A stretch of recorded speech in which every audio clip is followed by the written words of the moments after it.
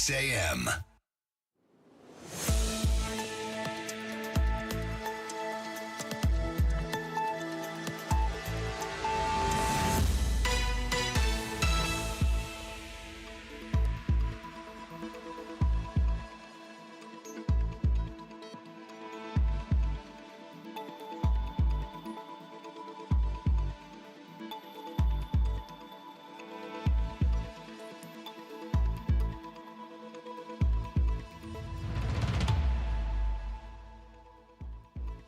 Coming up on the program today, inflation in Nigeria has fallen to 15.43%, offering a potentially positive signal for the economy after months of pressure on household incomes and businesses. But with food, transport, and other essential costs still weighing heavily on Nigerians, attention is now turning to whether the decline in the inflation rate is actually translating into lower prices and meaningful relief for ordinary households.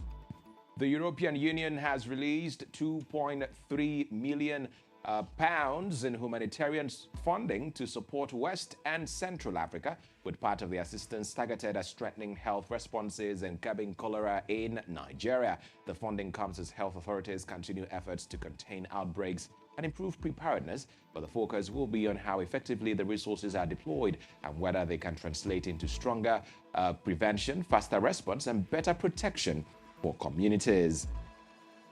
Former Kaduna State Governor Nasir El-Rufai has filed a 10 billion naira lawsuit against the Independent Corrupt Practices and Other Related Offences Commission, alleging that the agency has denied his family access to him while he remains in detention. The suit raises broader constitutional questions about the limits of detention powers, the rights of detainees, and the responsibilities of law enforcement agencies when investigations involve politically exposed persons.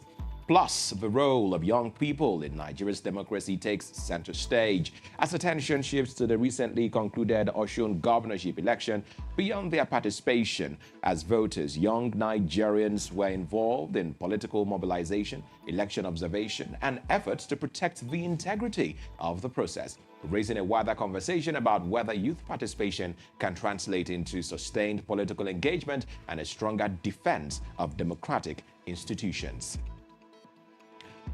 A very good morning and thank you for joining us on the morning edition. Today, Tuesday, August 16, the year of our Lord 2026, here on the Real Broadcasting Network. I am Ugochukwu Madumere.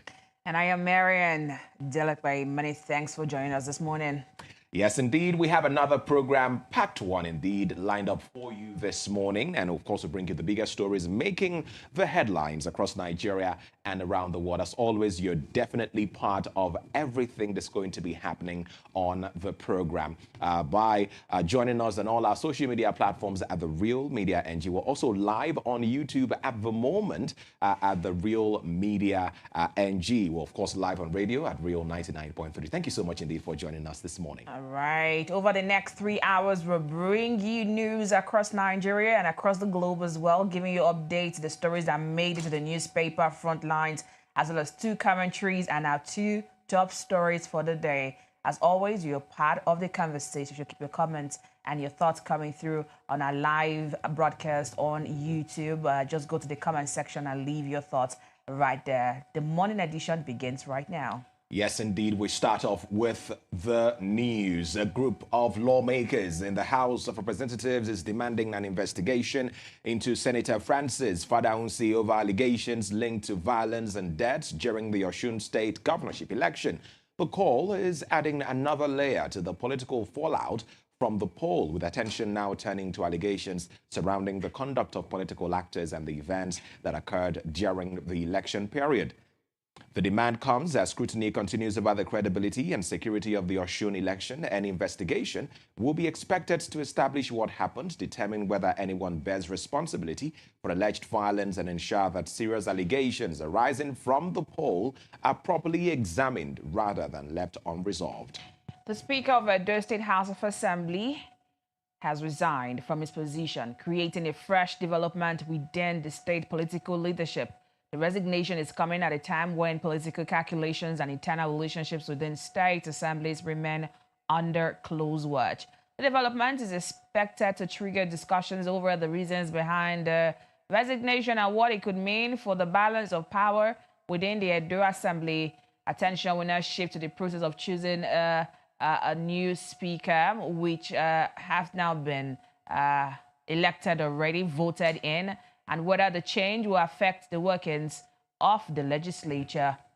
Nigeria has launched a 5-year strategy aimed at tackling organized crime as authorities intensify efforts to confront criminal networks operating across the country. The strategy is expected to provide a longer-term framework for strengthening the response to crimes that continue to threaten communities, businesses, and national security. The initiative comes against the backdrop of persistent challenges involving kidnapping, trafficking, and other forms of organized criminal activity. The key test will be whether the strategy can improve coordination among security and law enforcement agencies, strengthen investigations, and ultimately disrupt the networks behind these crimes. The Nigeria Customs Service has handed over 399 seized rifles to the agency responsible for arms control following the interception of the weapons. The development highlights ongoing efforts by authorities to prevent illicit firearms from entering circulation and potentially being used to fuel insecurity.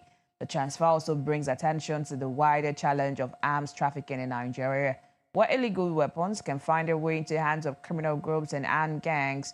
Authorities will now be expected to establish the origin and intended destination of the weapons and ensure that those responsible are probably and properly investigated. The National Drug Law Enforcement Agency, NDLEA, has destroyed cocaine, heroin, and opioids valued at about 301 billion naira in Lagos. The operation represents a major intervention in the fight against illicit drugs and highlights the scale of narcotics trafficking confronting law enforcement agencies. Beyond the financial value of the seized substances, the destruction is also drawing attention to the wider impact of drug trafficking on public health and security. The NDLEA continues to face the challenge of disrupting supply networks while preventing illegal drugs from reaching communities and vulnerable young people. And now President Donald Trump has threatened military actions against Oman as he believes the country is obstructing efforts to reach an agreement with Iran. The warning comes as Oman plays a key role in diplomatic efforts surrounding the Strait of Hormuz and negotiations aimed at easing the confrontation between Washington and Tehran. The threat has raised concerns over the probability and possibility of another escalation in a region already facing intense military tension, with the Strait of Hormuz remaining critical to global energy supplies. Any further deterioration in the situation could have consequences well beyond the Middle East, including oil prices and international shipping now. U.S. envoy Jared Kushner has met Israeli Prime Minister Benjamin Netanyahu as Washington continues efforts to advance a proposed peace plan for Gaza. Kushner has also been engaging Hamas representatives with the diplomatic push focusing on issues including a ceasefire and the future security and governance of the territory. The talks are taking place against the backdrop of disagreement over key elements of the proposal, particularly the question of Hamas disarmament. Netanyahu has rejected parts of the U.S.-backed roadmap, while Washington continues to push for an agreement that could halt the fighting and establish a framework for Gaza's future. U.S. President Donald Trump has also ordered a reduction in joint military exercise between the United States and South Korea, a move that is raising questions about the future of the long-standing security relationship between Washington and Seoul. Trump has linked the decision to concerns over tensions involving North Korea and South Korea's position on the wider conflict with Iran. The decision is also being watched for its potential impact on deterrence in the Korean Peninsula. Joint military exercises have traditionally been an important part of U.S. and South Korea defense planning, so any reduction could prompt questions about how both countries intend to maintain military readiness while managing relations now. And elsewhere, Russia has carried out overnight strikes on Ukraine, targeting areas including the ports of Izmail and Odessa, as the war continues to put pressure on the country's infrastructure. The attacks come as both sides continue to use missiles and drones against strategic targets far from the immediate front lines. The strikes are once again highlighting the importance of Ukraine's Black Sea ports, which are vital to the country's trade and economic activity. Continued attacks on port and industrial infrastructure could further disrupt logistics and add to the pressure on Ukraine as the conflict enters another phase. And that's all of the stories making the rounds at this point on the local and the international scene. Of course, more updates to come at the top of the hour. And now we switch gears to bring you something absolutely fascinating. AI companies are reportedly buying enormous quantities of physical books, including rare, antique, and out-of-print titles, and then destroying them after scanning the pages. The practice is attracting criticism from authors, historians, archivists, and book collectors, particularly because some of the books being targeted may be difficult or even impossible to replace. How did we get here, Marion? Wow, this sounds very strange because when you think about artificial intelligence, you probably think about computers, servers, and enormous digital databases. You probably don't imagine someone walking into a bookstore and buying hundreds or thousands of physical books. But these companies are doing exactly that because they are interested in what's inside the books. Now, a single book can contain thousands of carefully written sentences, arguments, stories, explanations, and ideas. And unlike much of the material now circulating online, these books were written and edited before generative AI became widespread. So that distinction matters. The companies training new AI models because they need large quantities of human authored material that has not already been generated or influenced by artificial intelligence. Well, I understand compiling the books into something digital but destroying them. Well, there's another reason physical books have become attractive to these companies, and that has to do with copyright. AI companies have faced major lawsuits about the use of books, articles, photographs, and other creative works to train their systems. Using material from online shadow libraries can create obvious legal problems, but buying a physical book, a physical copy of a book gives the company ownership of that particular copy, which is where the legal argument around scanning and destroying the books becomes particularly interesting, Marion. Some sort of explanation here from the AI companies to see, look, we have people who are taking us to court for using some of their content. So why don't we acquire ownership of these books? And not only, it doesn't stop there. They go ahead to destroy the books as well. I guess where the companies or all of the attention is destroying the book after taking the knowledge from it. I mean, these books existed right before AI came into, what we know it to be now. So why don't you get the information and still leave the hard copies there for generations to come, because it's been preserved and kept even before AI came into the equation. So documents made public during a lawsuit involving AI company, Anthropic earlier this year, revealed that the company had purchased millions of physical books and hired contractors to remove their bindings, scan the pages, and destroy the original copies. That's where the concerns are now. Why destroy these copies? And that's where the story now becomes particularly difficult for people who care about books and cultural preservation.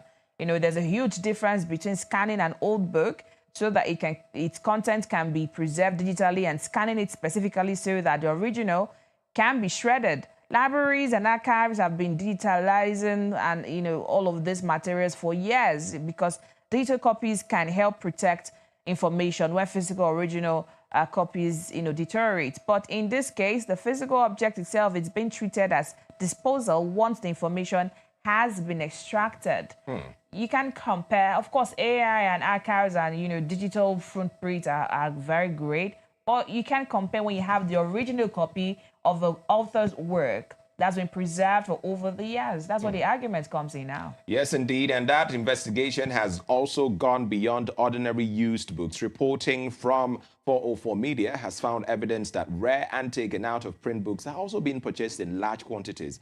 In one investigation, a rare bookseller received an order for almost 1,000 physical copies and allowed reporters to place an Apple AirTag inside one of the books. I'm not sure any one individual can order 1,000 physical copies of a book at once. It has to be a company or a group of people, a group of individuals who are able to do that. Now, that particular package that was ordered was tracked from California to Milwaukee, then Colorado Springs, and eventually to an Amazon-owned warehouse where the investigation found evidence of large-scale book scanning. And according to that investigation, the facility appeared to be designed specifically around the process of scanning books. And I mean, that gives you an idea of the scale of this operation. This is not somebody sitting at home with a scanner and digitizing a personal collection. We're talking about an industrial process designed to turn physical books into digital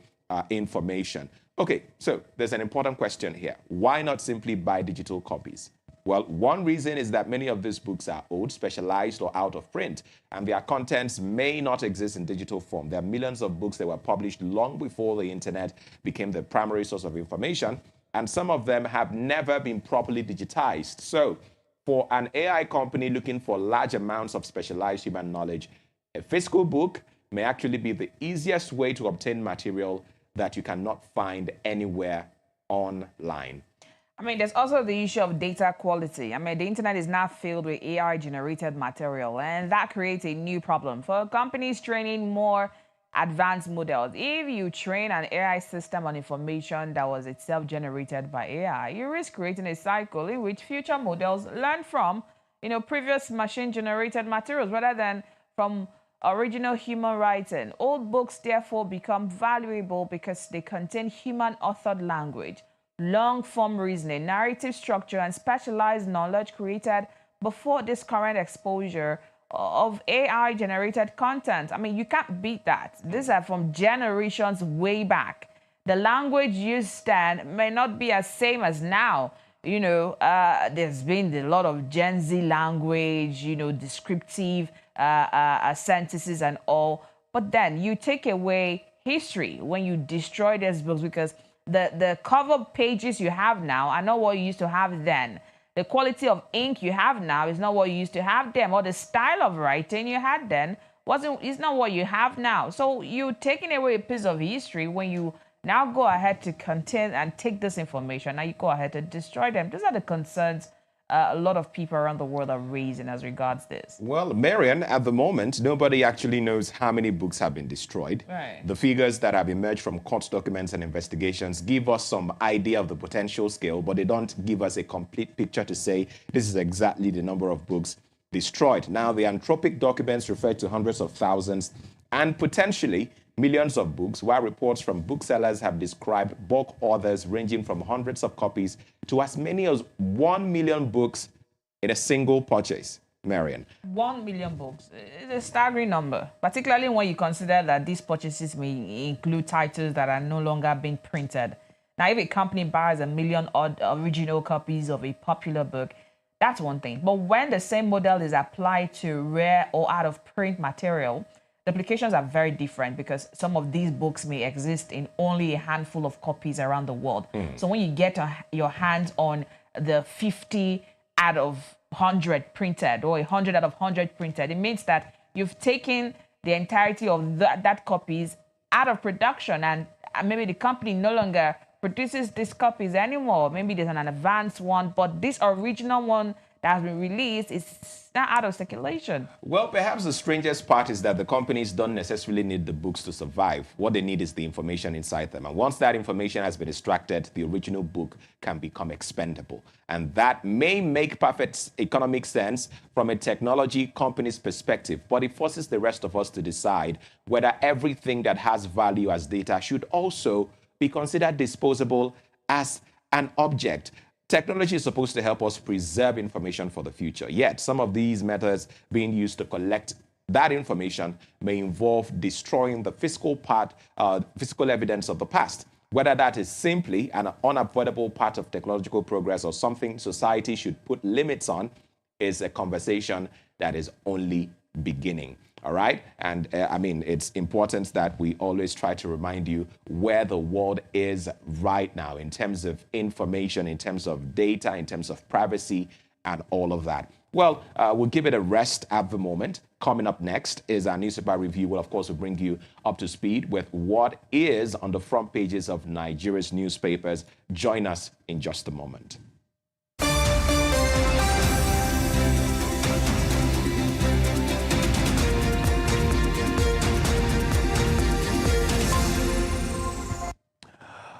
Punching in right away with the Punch newspaper this morning. It has the leading story: insecurity 31 states spent 252 billion naira on security in 6 months. It has the following riders. 22 states security bill jumps by 90% as governors tackle insecurity. Spending covers security equipment, personnel, security votes, and others. Experts seek tech deployment. Kogi, Plateau, Bauchi spent only 32% of security budget in 6 months.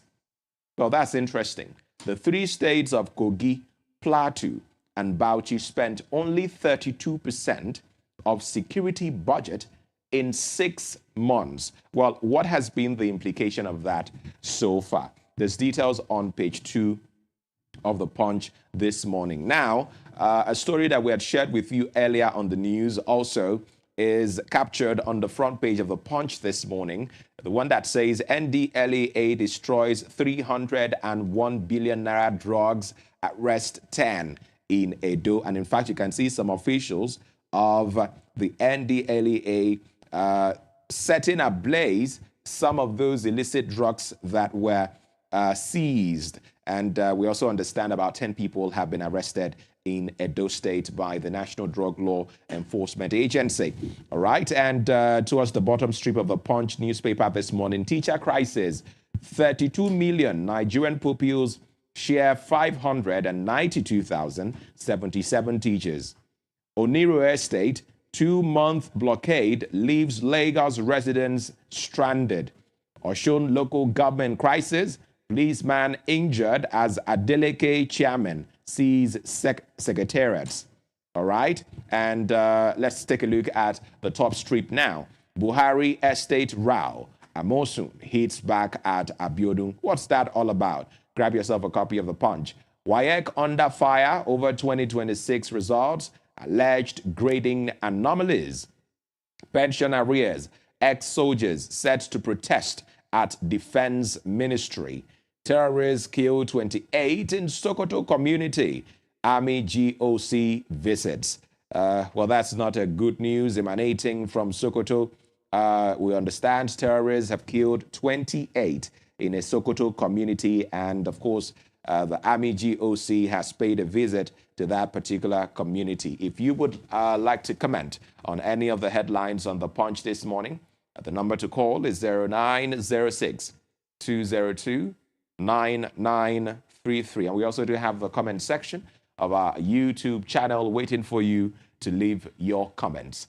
We'll switch over to our next paper now. Right, from the Punch newspaper, quickly, I'm going to guide you through it today. There's the Vanguard newspaper up next, and the leading story on the front page of the Vanguard newspaper, it reads, how 24 firms control over 70% of Nigeria's stock market.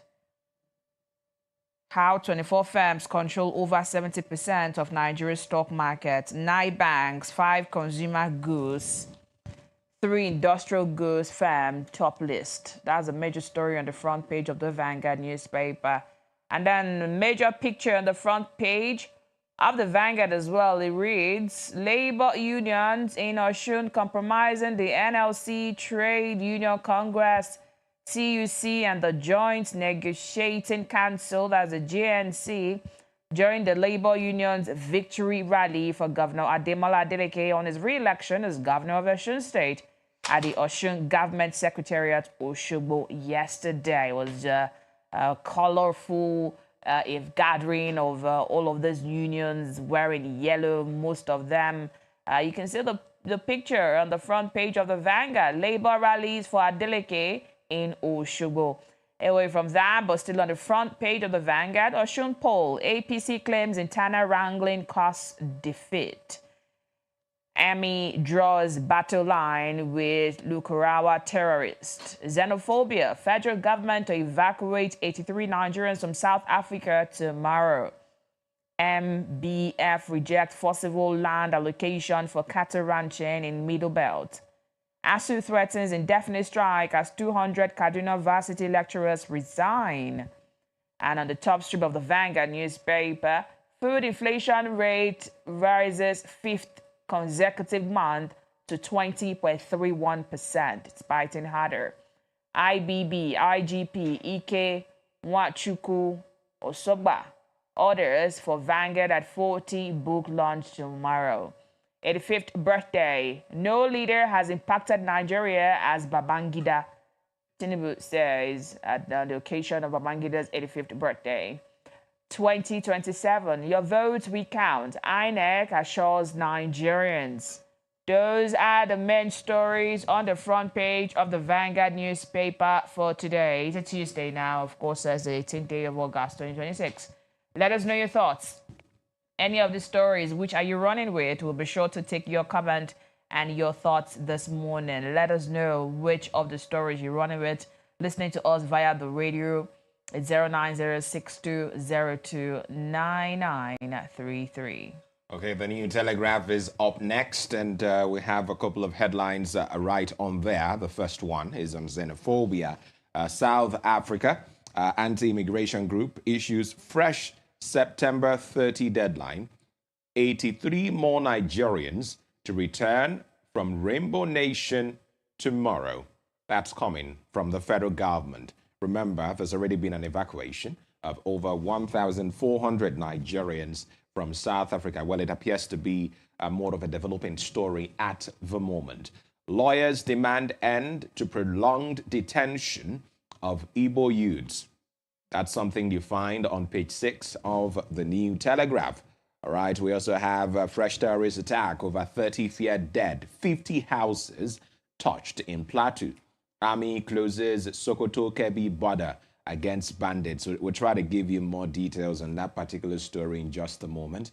And on the Osun Goba outcome, APC NWC, that's the National Working Committee, holds closed door meeting amid allegations of internal crisis. And guess what? One of their spokespersons, the campaign council yesterday, said they were still studying the results, and it appears they're not accepting in its entirety everything that happened in terms of the conduct. They are raising concerns as to valid votes cast in the elections. Already we told you that there's almost never been an election in Osun State that's not followed by a string of litigations. Is this going to be one exception out of many? Well, that remains to be seen. As the delicate campaign begins electoral violence victims documentation, UK commends election, urges Nigeria to apply lessons to 2027 poll. Ballots defeated federal might, Accord chair. Governors and ministers, lawmakers can't deliver Tinubu for second term. This is coming from an APC chief. Afenifere, Aregbesola, Bode George, Osun workers, others congratulate Adeleke, urge him to unite state. And away from Osun State now, we have a headline beside that says Kaduna Correctional Facility, inmates allege religious discrimination and diversion of donations. That's an interesting one there. Just below the masthead of New Telegraph, Nigeria's July inflation falls to 15.4%. That is certainly something we're also going to be taking an extensive look at on the program this morning. CAN kicks against proposed pilot ranching in Benue, insists anti-open grazing law hasn't been repealed. 200 Kaduna varsity lecturers resign. ASU showdown looms. What's that all about? Edo Assembly, why we removed and suspended Agbebaku by new speaker.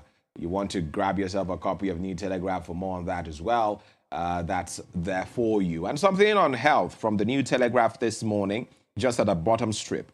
Daily sugary drinks may raise stomach cancer risk. This is coming off of a study. I don't know who needs to hear this, but that's the headline that we have on New Telegraph this morning. Daily sugary drinks may raise stomach cancer risk. This is coming off of a study. And, well, it's now time for you to join us in our conversation on the papers this morning. Does that sugary health from the New Telegraph remind you of anyone? But that's why I said I don't know who this is for. Or does it remind you? If the shoe fits, does it remind you of anyone who fits in comfortably in that shoes? well, I wouldn't know. They may or may not be listening. So I know you're listening this morning, and Ugochukwu's got words for you from the New Telegraph. It says that the daily sugary intake is going to cause some stomach upset. We don't want to rush you to the healthcare facility, so please take precaution now. Thank you. Exactly. Well, that just opens up the phone line for you to join in on the conversation this morning. 0906 202 9933. The numbers, of course, are displayed on the screen as well if you're watching. 0906 202 9933 is the number to join us this morning. All right, we'll have our first caller on the line. Good morning. Good morning, Ugochukwu. Good morning, Elder Onoja. Thank you so much indeed for joining us. Good morning, my regard to your beautiful daughter. And then my beautiful daughter, then my regard to you. Good morning, Elder Onoja. Thank you for joining us. My regard to Barry anywhere where he is. All right. Yes, sir. To original doctor, Dr. Danamola, not Doctor of Rat and Cockroach. And then Aji Onoja from Manaba, my regard to them. Ugochukwu. You see, we security experts, we have advised the government, advised the state the way out. You see that killing in Plateau, killing in Benue, killing in Jampara, Sokoto. We advise them from a village guard. Train your youth. There's no village where you go now where you can see retired police officer, retired army officer, retired this and this. Gather your youth, train them for ambush and counter ambush.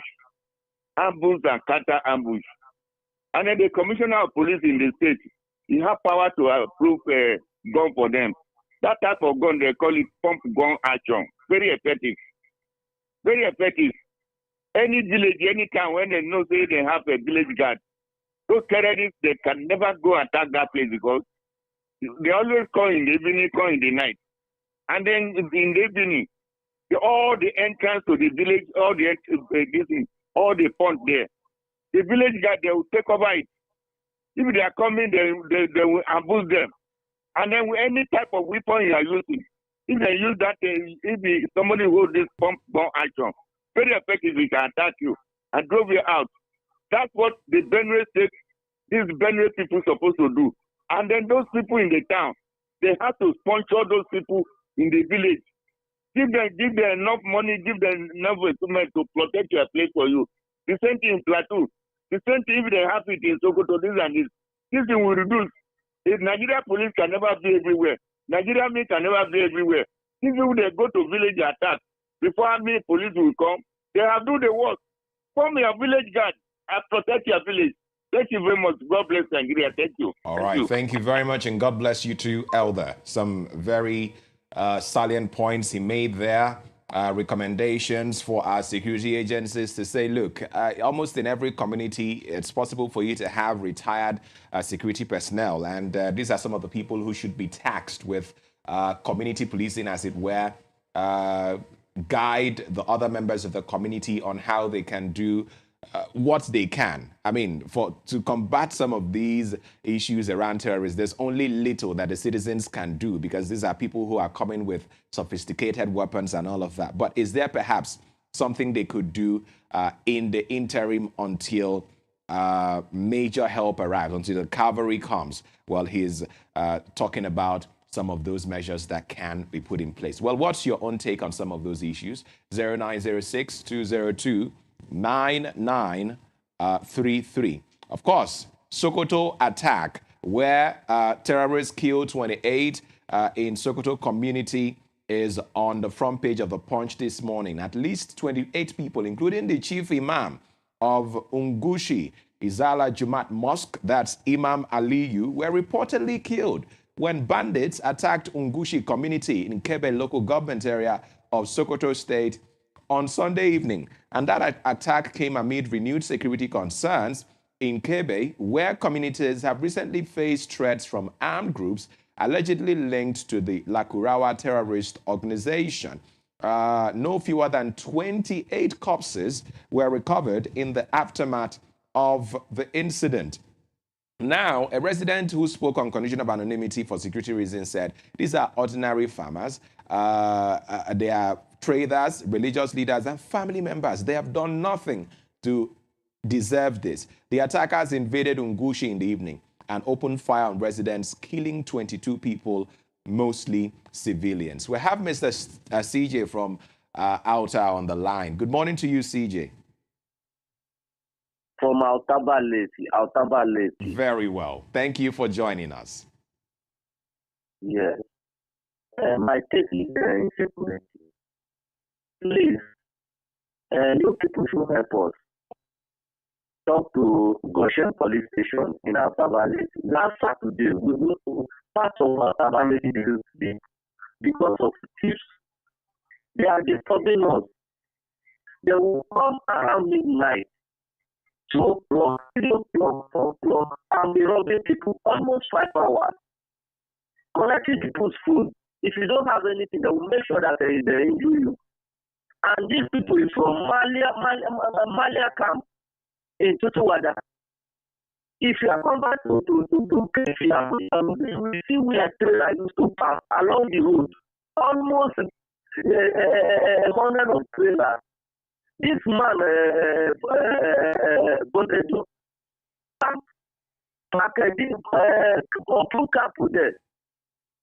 many people are camping with them, and these boys are disturbing the communities. Altaba Leti, Tutuwada, and many areas. Please, you people should confirm from Goshen Police Station. They should help us. This is we are entering a Mba time and the election period. We don't want to wait with destabilize the whole Karo local government. Please, you people should talk to Goshen Police Station. They should secure us, please. They know what is happening in Altaba Leti. Malian boys, they call them Malian boys. Where they got a camp in a Malian camp, please. Thank you. All right, thank you very much, CJ. With a bit of a security report this morning from your area, and in fact, that is one of your duties as a citizen to raise an alarm when you see anything suspicious. I'm sure the authorities and the security agencies are listening, and particularly the division in charge of that particular location, we hope will take action as soon as possible, because the lives and the properties of Nigerians needs to be protected. And that also brings us to, in fact, the leading headline on the Punch this morning, which is still on insecurity, where 31 states spent 252 billion naira on security in 6 months. We have Dr. Adaramola on the line this morning. Good morning to you, Doctor. Hello, good morning. Good morning. How are you doing? Very well. Thank you for joining us. Yes, Miriam, good morning. Good morning, Dr. Mr. Adaramola. Yes, my take is this. Concerning 28 people killed in Sokoto, the question that begging for an answer, when the governor take over the oath of office, are they really pledge to save the life and property of the citizens they want to govern? Are they really do the work of the money that be collecting every month, security vote? People are dying under your watch, and they are talking election. Though election is very important to remove a bad egg from the government. But I urge Nigeria, the same template can happen in Osun State. In the time of election, everybody should vote and stand by with their vote. They should not allow any foul play. Nigeria should rise up to the occasion. We need a good leader that will lead Nigeria to the promised land. Now, APC, they have studied the aftermath of election in Osun State. They have studied it. What are they studying? After their strategy, they map out before the election. It doesn't work for them to rig the election. Because as we are now in Nigeria, APC has failed Nigeria, and Nigeria know what to do. So you use your PVC in the right way, 2027. All the people that are supporting the Oyebandi before the election, saying that the governor have the supporters of the head governors or whatever. Is the head governor have two fingers to top print? Is it not only one finger? I told them that day, but they refused to listen. 2027, all those people that are following Tinubu today, all these governors that are defect, don't be surprised. He will see surprise in 2027. All right. Thank you very much, Doctor, for your contribution. Let's remember to also keep it brief, as brief as 1 minute, because we've got quite a number of people on the line. In fact, no fewer than 31 state governments spent an estimated 252.26 billion to fight criminality and eliminate insecurity in their respective states in the first 6 months of 2026. Kogi, Plateau, and Bauchi accounting for the largest share, despite the continued killings, kidnappings, and banditry recorded across the country. Now, when you take a quick analysis of the fiscal performance of each state, this is data from the first quarter to second quarter budget performance reports from January to June 2026, obtained from Open Nigeria Shares. Is a budget-backed website that serves as a repository of government budget data. On Sunday, showed that Kogi topped the table with 34.67 billion, which is about 13.74% of the total expenditure captured in the data. Plateau followed with 23.69 billion. Bauchi spent 22.35 billion. The states with recorded security-related expenditure, almost every state, actually. Akwa Ibom, Edo, Osun, Rivers, and Yobe recorded no expenditure in the listed categories. And the figure covers spending on security equipment, homeland security personnel, security votes, and operations, ministries of security or special advisors, and security trust funds. State-level spending rose sharply in the latest data, with the combined expenditure across the states covered increasing by 176.42 billion from 75.84 billion in 2025. And so the figure that we have now for all the states that were assessed is 252.26 billion in only the first 6 months of 2026, Marian. Indeed, there's a lot going on right now as regards to security and all. And if we take a bit of that to also look into all the news now, we'll have some news emanating from the State House of Assembly. That's talking about Edo State now, which the Speaker had resigned, and immediately a new Speaker emerged on the floor. All of this played out yesterday in the House, the Edo State House of Assembly now. I mean, the member representing Akoko Edo constituency in Edo State House of Assembly, Yekini Idiaye, on Monday, it was yesterday, emerged as a new Speaker of the Assembly, shortly after the former Speaker, Honorable Blessing Agbebaku, resigned his position. You may ask, why the resignation in the first place? I'm sure the former Speaker got a wing of an impeachment coming his way, and before that impeachment could happen, he quickly resigned. Agbebaku said he'd gathered that there are some members who had come together to, put a vote of no confidence and call for an impeachment of him, and he chose to resign after he discovered that 18 out of the 22 members had signed an impeachment notice against him, with most of them reportedly being members who had lost their return ticket to the House. And yesterday, we did have a placeholder to, that's a temporary takeover by the Deputy Speaker, Honorable Sasun Yatu, who presided over plenary yesterday, during which Idiaye emerged as the new Speaker. Without wasting time, there was just a quick vote on the floor, and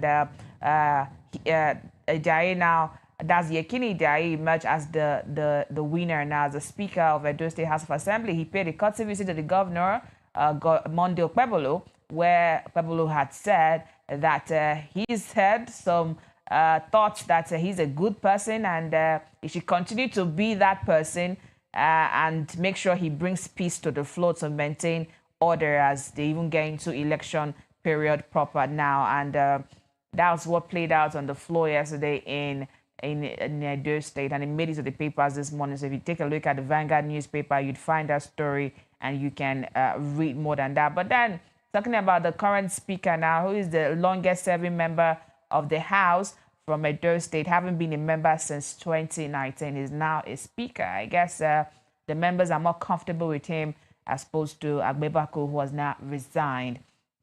But you want to talk to us on that story, it's 0906202 9933 for your contribution. And of course, you can as well text us on same number and WhatsApp us on same number. But easy breezy, head over to our YouTube channel and our live broadcast now and leave your comments at the comment section on YouTube. That story also on Edo State is on across other papers as well. But if you look at the Vanguard newspaper too, you'd find how 24 firms control over 70% of Nigeria's stock markets. That's also on the business side. I mean, 24 companies have now emerged as the most valuable stocks on the Nigerian Exchange Limited. That's the NGX year to date as of August 17 yesterday, collectively accounting for 74.8% of the total market capitalization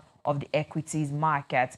I mean, that's one story that will interest a lot of businessmen. So you want to grab a copy and want to give us your thoughts on that one, we'll be sure to take your comment only if you send them through the phone line. Also on the Vanguard, Osun poll, Oni aid urges Tinubu to ensure free, fair 2027 election. I mean, the special assistant to the Oni of Ife, Oba Adeyeye Nitan Ogunwusi, on Southeast and diaspora matters, Honorable Uzomani had commended President Tinubu for what he described as a support for a free and fair governorship election in Osun State, but also hailed the people of Osun for turning out in large numbers to exercise their franchise, saying the election demonstrated the importance of allowing citizens to freely choose their leaders. In a statement, Ani said the conduct of the Osun election was an indication of Tinubu's commitment to democratic principle, urging the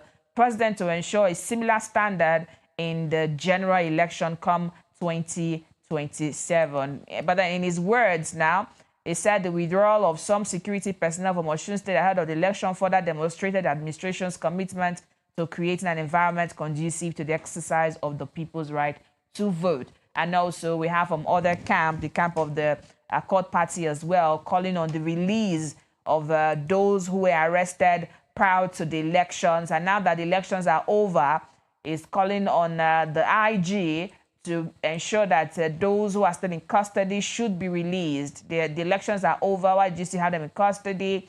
If they should be prosecuted, do the needful. If not, let them go. Is one of the calls from the Accord Party as well.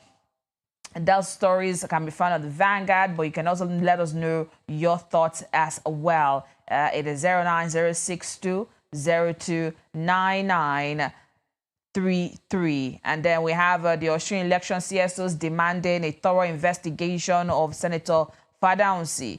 Yes, the election might be done and dusted, but there were some words that were said that shouldn't even continue to be said or should be heard. Now, CSOs, that's the civil society organizations, now are calling on the thorough investigation of Senator Fadaunsi. Of course, you heard the remarks that he made leading up to the elections and even on election day as well.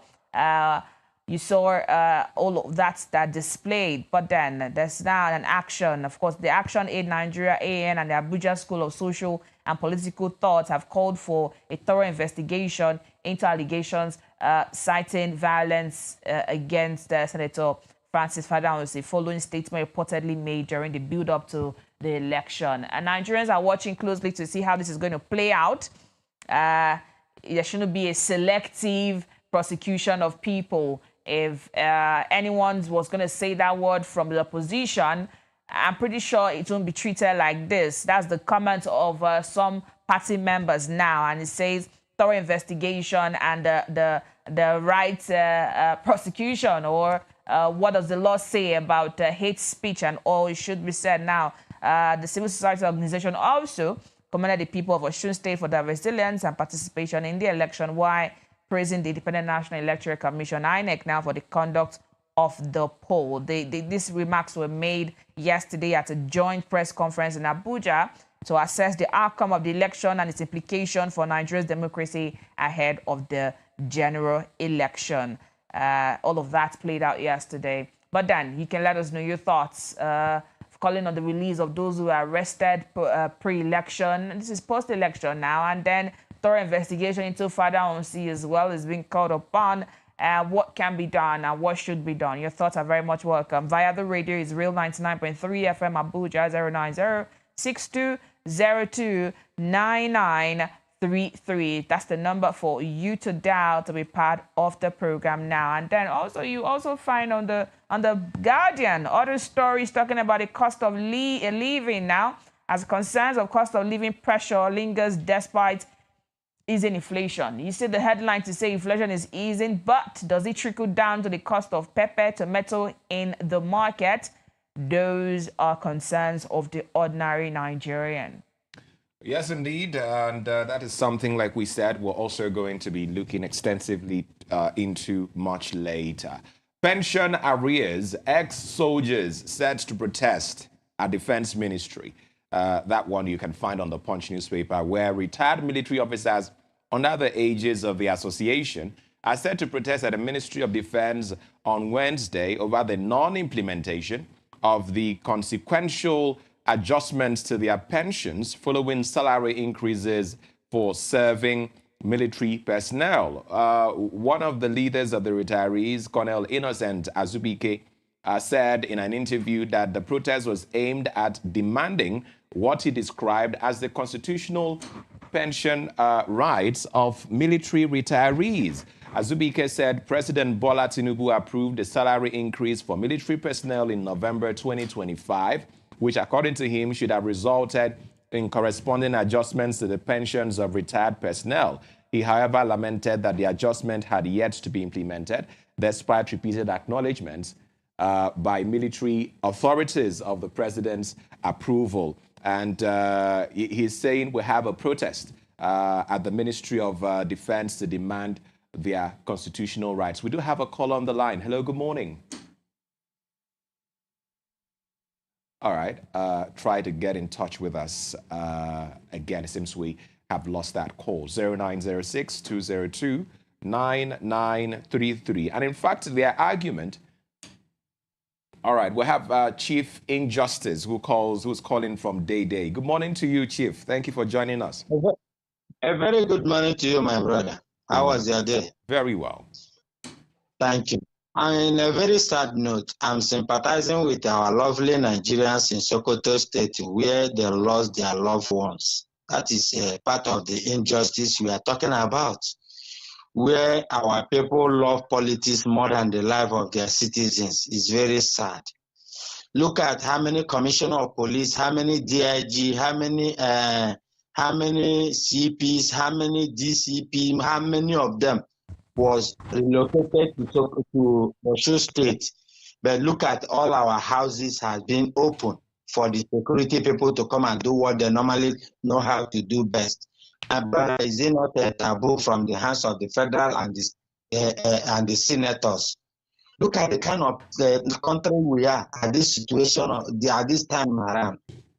Look at the kind of things we are seeing and what we are hearing.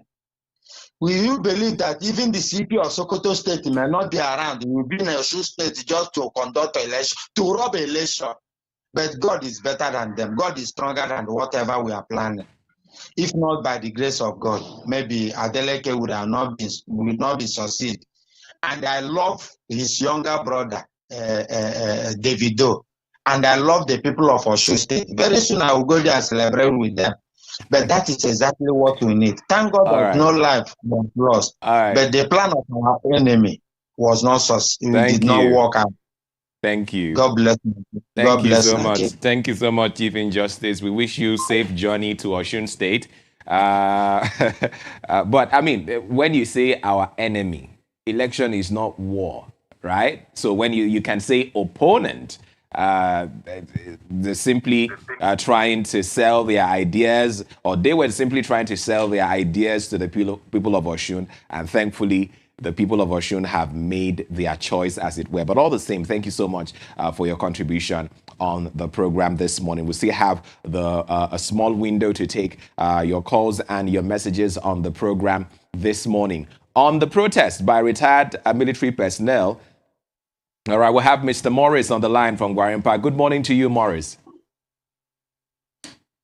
Good morning. Welcome, Morris. Yes. My name is Morris from Gwarimpa once more. I want to quickly start by mentioning this issue of cost of living. I think, government is just taking advantage of Nigerians. They are churning out figures. The figures they are churning out, that is, they are just like ghost figures.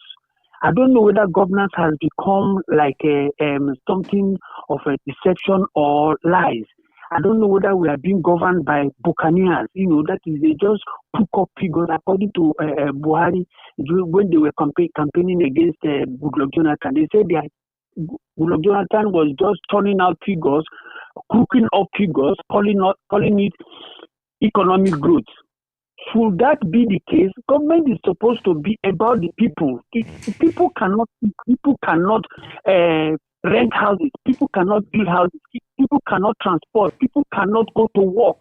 People cannot send their children to school. And then you are saying your reform is a yielding result. Then commendation of hello. Hello, Morris. Hello. Yes. Yeah, the recommendation of INEC and by Tinubu and all the other people commending INEC. So they are commending INEC. They are commending Tinubu for allowing a free or fair election. Constitutionally, you are not supposed to, because the power rests on the people. You are not supposed to tamper with anything. Election. Tinubu is not supposed to be thanked or commended for doing his job. I have said it on this platform before that a politician is somebody who brought out himself to serve the people because he wants to solve society's problem. So you have to solve the society's problem, and then we are thanking you. Thank you very much. Thank you, Morris. Thank you very much for your submission on some of those issues. Oshun still very much on the front burner. In fact, on the New Telegraph, it says Oshun Paul, Accord chairman, says ballots defeated federal might. That's the national chairman of Accord Party, Chief Maxwell Mbudem, who described the outcome of the election as a significant test of Nigeria's democracy, saying the electorate demonstrated that the ballot remains more powerful than political intimidation and federal might. And from Bode George, he has hailed Adeleke's victory and says power belongs to the people. We're going to take a quick look at the Mr. and Mrs. segment of the Vanguard newspaper before we keep it at rest on the papers this morning. And it appears Mrs. is quite agitated this morning. What's going on, Mrs.? I don't know. But then Mrs. is saying on Mr. and Mrs., you're going out again, Mr. Well, remember, it was because Adam went out too often that the serpent made Eve eat the apple. Let the serpent try me. I will show the serpent that my name is Ugochukwu Madumere and not Adam. But thank you so much for being a part of the newspapers this morning. Ugochukwu Madumere. I'm waiting for that serpent. Serpent, don't try. Ugochukwu is coming for you with battle. Well, thank you so much for being a part of the newspapers this morning. Indeed. Such a light-hearted way to, bring it to a close. Thank you for your calls and your messages and for being a part of the conversation. Top of the hour, we're going to bring you the news. And right after that, we'll bring you our first commentary on the morning edition today. Stay with us. Every street has a story. Every struggle carries hope. Every dream deserves a voice. We walk where the people walk. We honor our culture. We tell the stories that matter. This is not just news. This is your story, your voice, your network. Real Broadcasting Network. We the people. RBN Today in History, August 18th. A breakthrough in astronomy expanded humanity's understanding of the red planet and its mysterious companions. On 18th August 1877, American astronomer Asaph Hall discovered Phobos, the larger and innermost moon of Mars, while observing from the United States Naval Observatory. Just 6 days later, Hall would discover Mars' second moon, Deimos. The discoveries provided new insights into the Martian system and remain among the most significant achievements in the history of planetary astronomy. And that's your RBN Today in History for August 18th. Real Media on radio, on TV, and online. A part of Real Broadcasting Network. Let's go!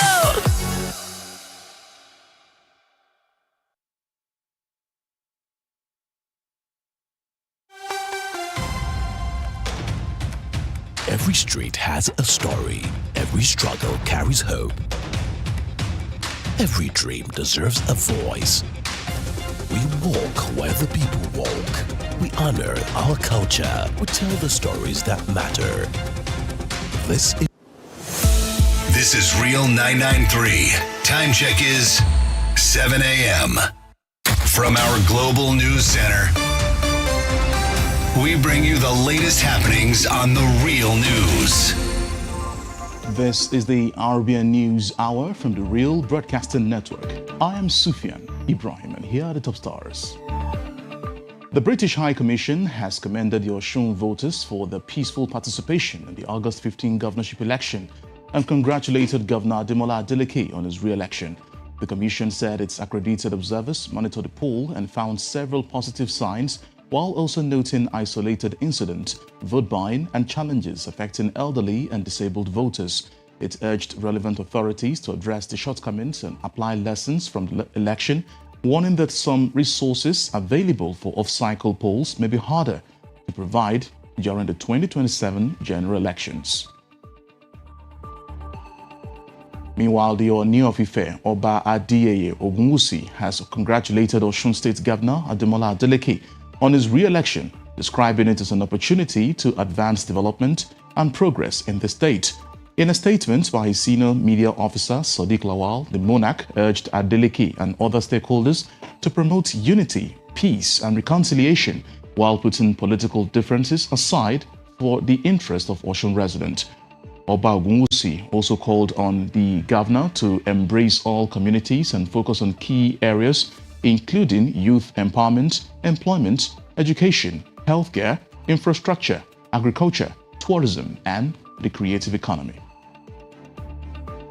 Former Senate President and PDP Board of Trustees Chairman Senator Adolphus Wabara says the Osun governorship election showed that the APC and federal power can be defeated in the 2027 elections. Senator Wabara congratulated Governor Ademola Adeleke, praising Osun voters for resisting what he described as intimidation and the heavy political machinery deployed by the federal government. He said the result reaffirmed the power of the electorate and urged Nigerians to emulate Osun voters by turning out massively and protecting their vote during the 2027 elections. Heavy rains across the Federal Capital Territory have once again triggered flash floods, leaving residential areas and major roads submerged. But this time, areas that were previously spared from flooding have also been affected. Our correspondent, Dorothy Monday, tells us more. Torrential rains over the weekend turned streets in Abuja into fast-flowing rivers. In districts like Maitama and Wuse, residents woke up to floodwaters surging through gates, submerging vehicles and damaging properties. Emergency Management Team FEMA raised alert of flooding and elevated risk levels at Lugbe, Katampe, Utako, Wuse to Asokoro, among other districts in the FCT. The peak period in the FCT between July to September, where prolonged rainfall and rising river levels are expected to increase flood risk in the FCT. But how has the recent flooding affected roadside businesses in the Maitama area? Roadside traders help answer this question. Rainfall, the flow here is too much. So when the rain fall like that everywhere, we can't stand on the rain like that to say, because we cannot even stand there. All of us will run inside. Like around Transcorp, when it's dark, the water always blocks the road, including drainage and manholes. The water is too much on the road, and when you enter the water to sell, your bike can have issues, and water will destroy what you are selling. Like the gala I'm selling, water destroys it. Is Abuja now becoming the new Lagos? Are we going to be seeing more of floods in Abuja? Well, from the Trademore Estate in Lugbe, Abuja, Dorothy Monday, RB News. And that is the RBN News Hour. Thank you for staying with us on the Real Broadcasting Network. Stay informed with more stories on our website at www.therealmediang.com. Also download the RBN app on Google Play Store and Apple Store for iOS devices. You can also follow us across all social media platforms at The Real Media NG for real-time updates and in-depth coverage. I am Sufyan Ibrahim. The morning edition continues. Please stay tuned. From our Global News Center, we bring you the latest happenings on The Real News.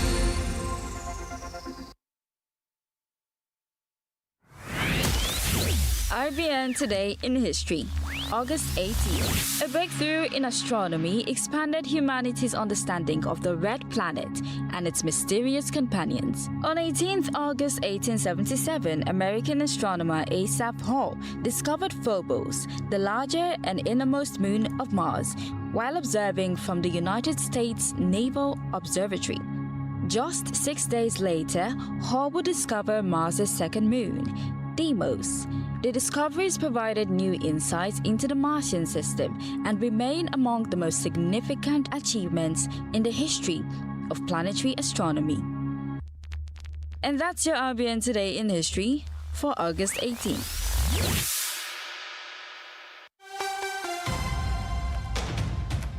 Every street has a story. Every struggle carries hope.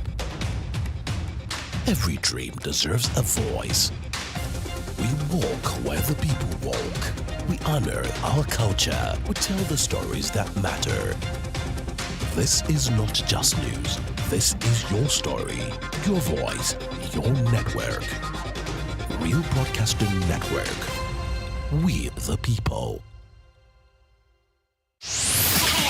Real Media on radio, on TV, and online. A part of Real Broadcasting Network. Let's go!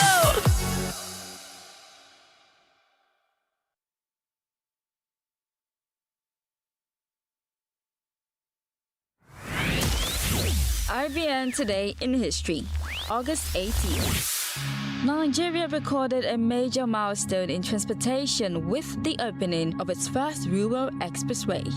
On 18th August 1978, Shehu Musa Yar'Adua, then Chief of Staff, Supreme Headquarters, officially commissioned the Lagos-Ibadan Expressway, Nigeria's first rural expressway on behalf of the military government of Olusegun Obasanjo. The 127-kilometer highway linked Lagos, then Nigeria's capital, with Ibadan, significantly reducing travel time and improving the movement of people and goods. The expressway marked a new era in Nigeria's road infrastructure and became one of the country's busiest transport corridors, playing a vital role in commerce and national connectivity for decades. And that's your RBN Today in History for August 18th.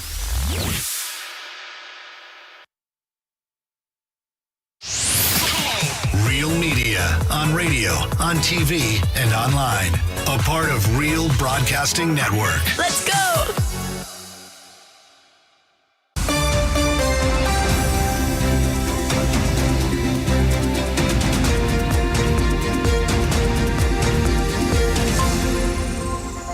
Thank you so much for staying with us.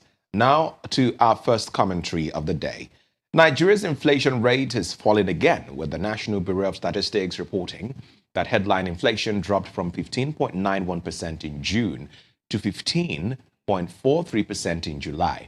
On the surface, encouraging news, exhilarating news, sounds like good news. It suggests that the pace at which the general price level is increasing is slowing, and after the difficult economic conditions Nigerians have experienced over the past 2 years, any sustained moderation in inflation should ordinarily be something worth celebrating. Right, but there is another number that in that same report that tells a different story, food inflation, which is arguably the part of the inflation report that Nigerians feel most directly accelerated sharply during the month. Food inflation rose to 20.31% year-on-year in July, while the month-on-month rate jumped to 5.56% from 3.75% in June. So while the headline number is moving down, the cost of living and feeding the household is still putting significant pressure on families. So the question is, when you have announced the numbers are going down, does it trickle down to the price of tomato, of pepper, of rice, of protein in the market? Well, that is certainly the interesting part of the conversation. Inflation falling does not mean prices are falling. It simply means that prices are increasing at a slower rate than before, right? If a bag of rice moved from one price to a much higher price over the last year, and the rate of inflation subsequently shows that the rice does not automatically return to what it used to cost.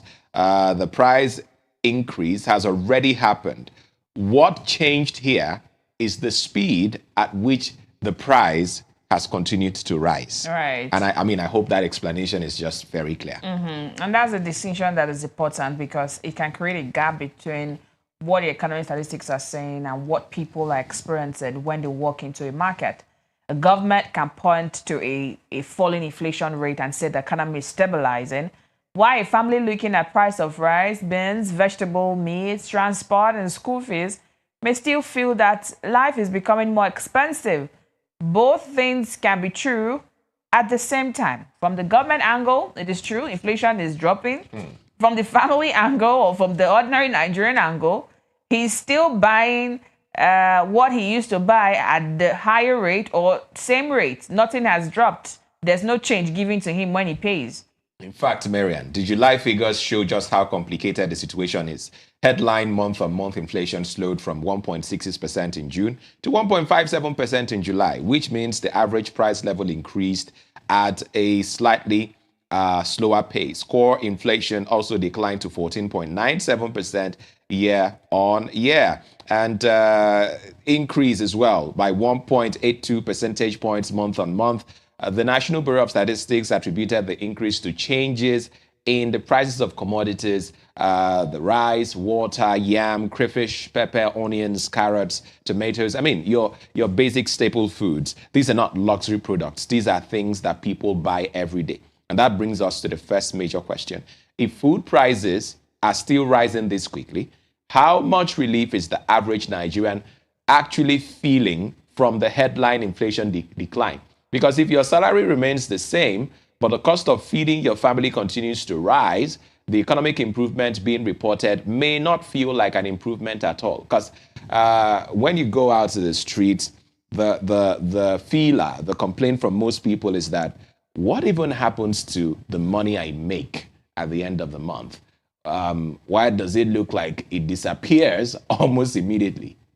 Well, it appears our analysis this morning is pointing to one direction: food. You're spending all of your money on food. And when you now include transport, I mean, if the food prices are still rising this quickly, how much relief is the average Nigerian actually feeling from the headline inflation decline? Because if your salary remains same, and the cost of feeding your family continues to rise, how do you survive now? And we should be careful not to dismiss the headline inflation figures simply because households are still struggling. And we should also be careful not to dismiss the rise of household feeding because the inflation number says it has dropped. Now, a fall from 15.91% to 15.43% is still a movement in the right direction. The rate is also significantly below the 24.94% recorded in July of 2025. So there has clearly been a substantial moderation in the annual pace of price increases. I mean, the usual pace of how things will just jump from 80,000 straight up to 120 to 200K. I guess that pace have sort of slowed down. And that's what inflation is about. The pace at which things will usually go up or skyrocket over the roof has slowed down. That's why inflation numbers has dropped. But if you look at the corresponding year of 2025 now, which was 24.94% in July, this year is 15.91%. I mean, this year alone, we had a single digit, but it didn't last long. Here we are again with a double digits still on inflation. But the Nigerian man wants to understand how you say the inflation is easing and the bread he buys for 2,000 naira is still 2,000 naira. He hasn't bought the bread for 1.8 or for 1.5 yet. But that's not it. When you say inflation number drops, it doesn't automatically trickle to that down to your bread being now sold for 2,000 naira now sold for 1.5. It means that the bread might not now increase to 2,200 or 2,500. It will remain at that 2,000 naira, but maybe if it's going to drop, maybe 1,950 as sort of. That's the only, but just that it's not going to raise more than 2,000. It might just be slower to get to that point. So perhaps what we want to see is a sustained trend. We want to see headline inflation continue to moderate, food inflation come down, the naira remain relatively stable, and businesses begin to experience lower operating cost. We need to look beyond the inflation number itself. Of course, you know that inflation is influenced by a number of factors. Food production, for instance, matters. Transportation costs is important. Energy costs, the exchange rate, for instance. Nigerian security matters. In fact, it's surprising that insecurity is even part of the equation. Farmers cannot produce efficiently and effectively if they cannot safely access their farms. Infrastructure matters because you have to move the food from where it is produced to where it's consumed, and all of this costs money. And if the cost of doing all of this, the production, the transportation, the storage, if the costs continue to rise, they eventually find their way into the price that Nigerians will have to pay at the end of the day. For example, a farmer may produce a bag of rice at a particular cost, but that is not the price the consumer eventually pays. There's transportation, there's storage, there's market changes, there's packaging, there's processing, there's distribution. If fuel, for instance, becomes more expensive, or roads are bad, or insecurity disrupts movement, every stage of this production and consumption chain can actually affect the final price. And I mean, we've been down this road before. We've had periods where inflation started coming down, only for food prices or other structural pressures to push it back up. And that is why economists are often cautious about declaring victory too early. A temporary decline can be encouraging, but structural inflation requires structural solutions. Right.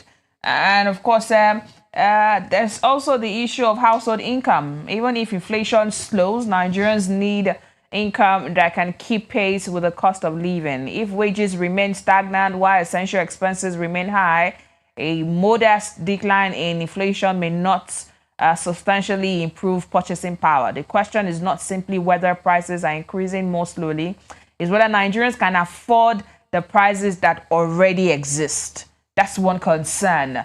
The current price is still a struggle to pay.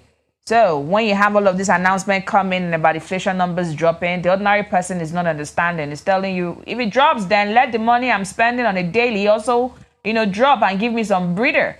So Nigerians are keenly watching how the economy grows and how inflation numbers are being reeled out, trickle down to how that daily cost of living is also not as high as it is now.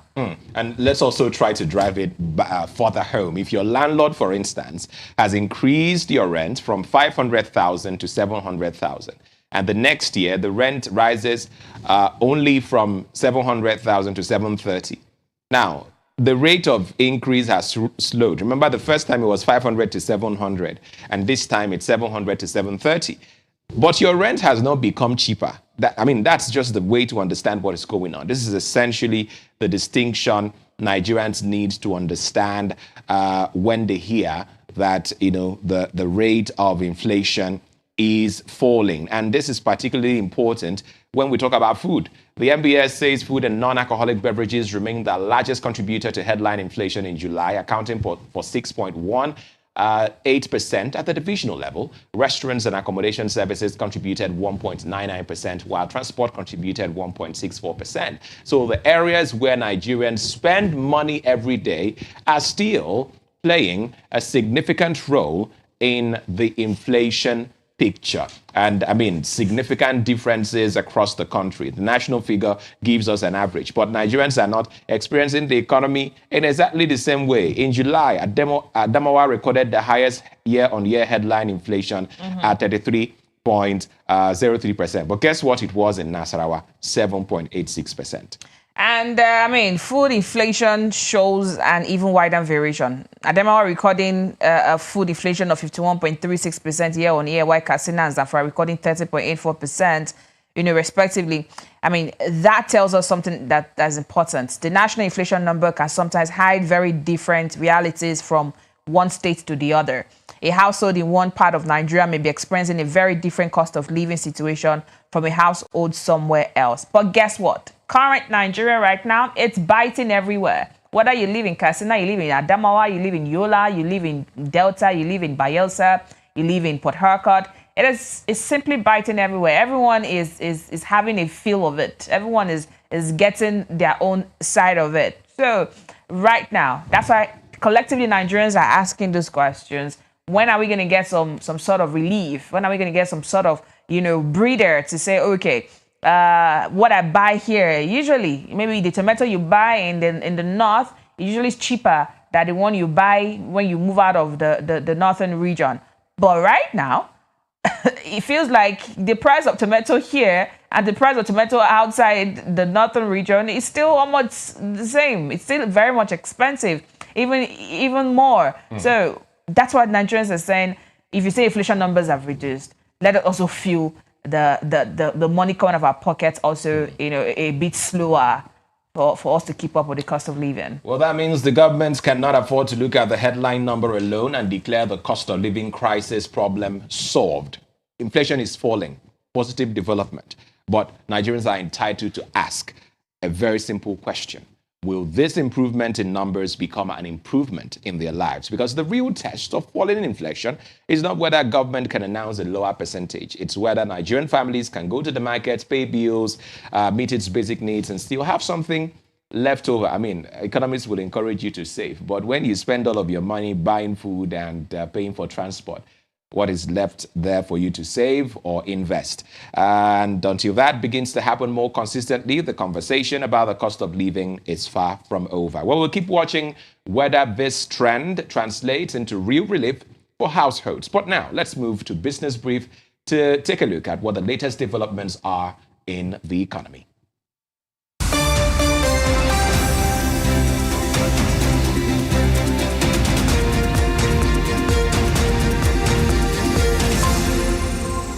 Welcome to Business Brief. For today is August the 18th, 2026. And let's talk business now. Nigeria's headline inflation rate as is for the second consecutive month falling to 15.43% in July from 15.91% in June. But while the overall rate continues to moderate, food prices remain a major concern for households, with food inflation rising to 20.31% during the month. That's on month-on-month basis now. The latest consumer price index released by the National Bureau of Statistics as the NBS shows a 0.48 percentage point decline in headline inflation between June and July. On a month-on-month basis, inflation also kind of slow, with prices rising at a slower pace than the previous month. However, the moderation does not mean prices are falling. Rather, they are increasing at a slower rate now. But for policymakers, the latest data provides another indication that the inflationary pressure are gradually moderating, but the continued strength of food inflation means affordability remains a key economic concern, particularly for low and middle income households. And the Nigeria's cocoa industry is facing a major test as farmers and exporters race to comply with new European Union rules requiring cocoa sold into the bloc to be traceable to farm and proving not to have been produced on recently deforested land. Now, for small-scale farmers, failure to meet the requirement could mean losing access to one of their most important export markets. And the European Union is a critical destination for West African cocoa, with the region supplying about 70% of global cocoa production. Under the new rules, exporters must provide detailed information linking cocoa shipments to individual farms and demonstrate that the beans were produced legally and without contributing to deforestation. For Nigerian farmers now, however, meeting those requirements is proving difficult. Reuters reports that some farmers have been reluctant to allow their farms to be mapped and geolocated. Why exporters are investing in digital tracking system and farmer training to keep their supply chains compliant. One farmer in Ondo State now, Ojo, initially resisted having his farm mapped, but eventually agreed after his buyer warned that compliance would be necessary to maintain access to the European markets. We do hope that the coming days will see some relief that will come in, but the stakes are significant for Nigerian cocoa sector as exporters face additional compliance costs, while farmers risk being excluded from lucrative European trade if their produce cannot be properly traced. Industry's participants warn that the new requirement could tighten supply and potentially push up prices for cocoa that meets the necessary standards. Farmers right now are looking forward to some sort of help to help them understand how this works better, especially to farmers in the local areas who do not understand how all of this system have been put in place, but we do hope some help comes in. But to wrap up Business Brief this morning, Nigeria is stepping up efforts to build its artificial intelligence workforce, with the federal government partnering Meta and other technology organizations on a new initiative designed to equip young Nigerians with AI skills and support emerging startups. The program is targeting both digital skills development and entrepreneurship as demand for AI talent continues to grow globally. The partnership brings together Meta, the Federal Ministry of Communication, Innovation and Digital Economy, the 3 Million Technical Talent Program, and Robotic Artificial Intelligence Nigeria. Now, the initiative known as AI Academy Nigeria is designed to provide training in areas including generative AI, prompt engineering, data analytics, and application development, with courses to be delivered through online learning platforms. And beyond training, the program is also includes opportunity for Nigerian technology entrepreneurs. Selected participants can access Meta Blueprint Scholarship and up to $5,000 in advertising credits, while eligible startups can participate in a pitch competition. Applications for the startup, pitchathon are expected to close on August 21, so you still have a window to do that, giving Nigerian founders a short time to participate in the program. The partnership comes as Nigeria seeks to strengthen its digital economy and create a workforce capable of competing in emerging technologies. For businesses, the focus is not only on producing more people with technical skills, but also on turning those skills into startups, products, and new employment opportunities. We do hope that the Nigerian young men and women will take this opportunity up and make good use of it. And still ahead in Sport Highlight, the Nigeria Football Federation has now directed members of the Super Falcons technical crew to step down with immediate effect. You want to find out more on Sport Highlight with Ugochukwu Madumeri. Many thanks for staying tuned on Business Brief. See you tomorrow.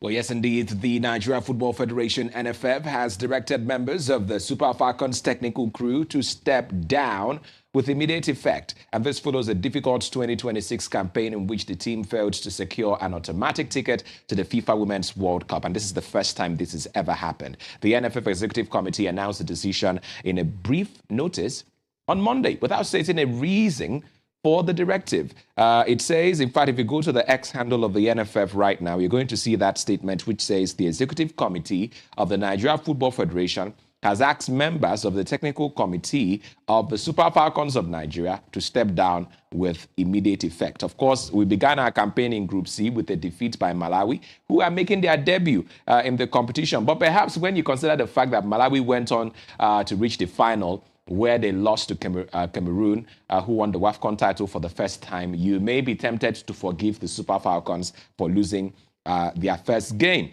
Well, Nigeria's campaign ended in the quarterfinals after a defeat by Cameroon, denying the Super Falcons an automatic ticket to the 2027 Women's World Cup. Well, there was another opportunity, right? You lost the first one. Subsequently, we have the chance to secure a playoff against South Africa, but we also lost that match. The outcome leaves Nigeria facing of course, another route in its bid, which is now a route that can lead anywhere, definitely not to the World Cup. The NFF has now ordered the technical crew to step down.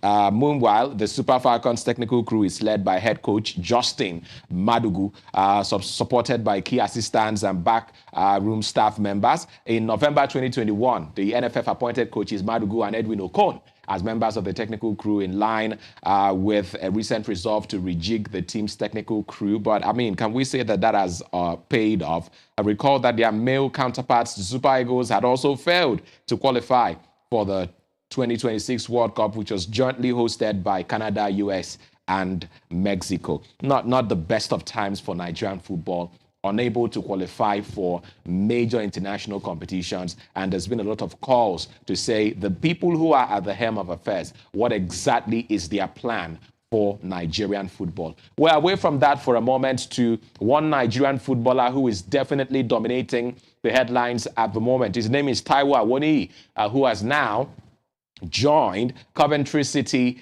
from Nottingham Forest in a deal worth a reported £9 million on Monday. He will link up with Frank Lampard's side in time for their opening game of the season against Arsenal on Friday. He is Lampard's latest recruit following the signings of Goose Hammer, Carl Rushworth, Luam Shauda, and Urel Amenda, and of course Caleb Yirenki.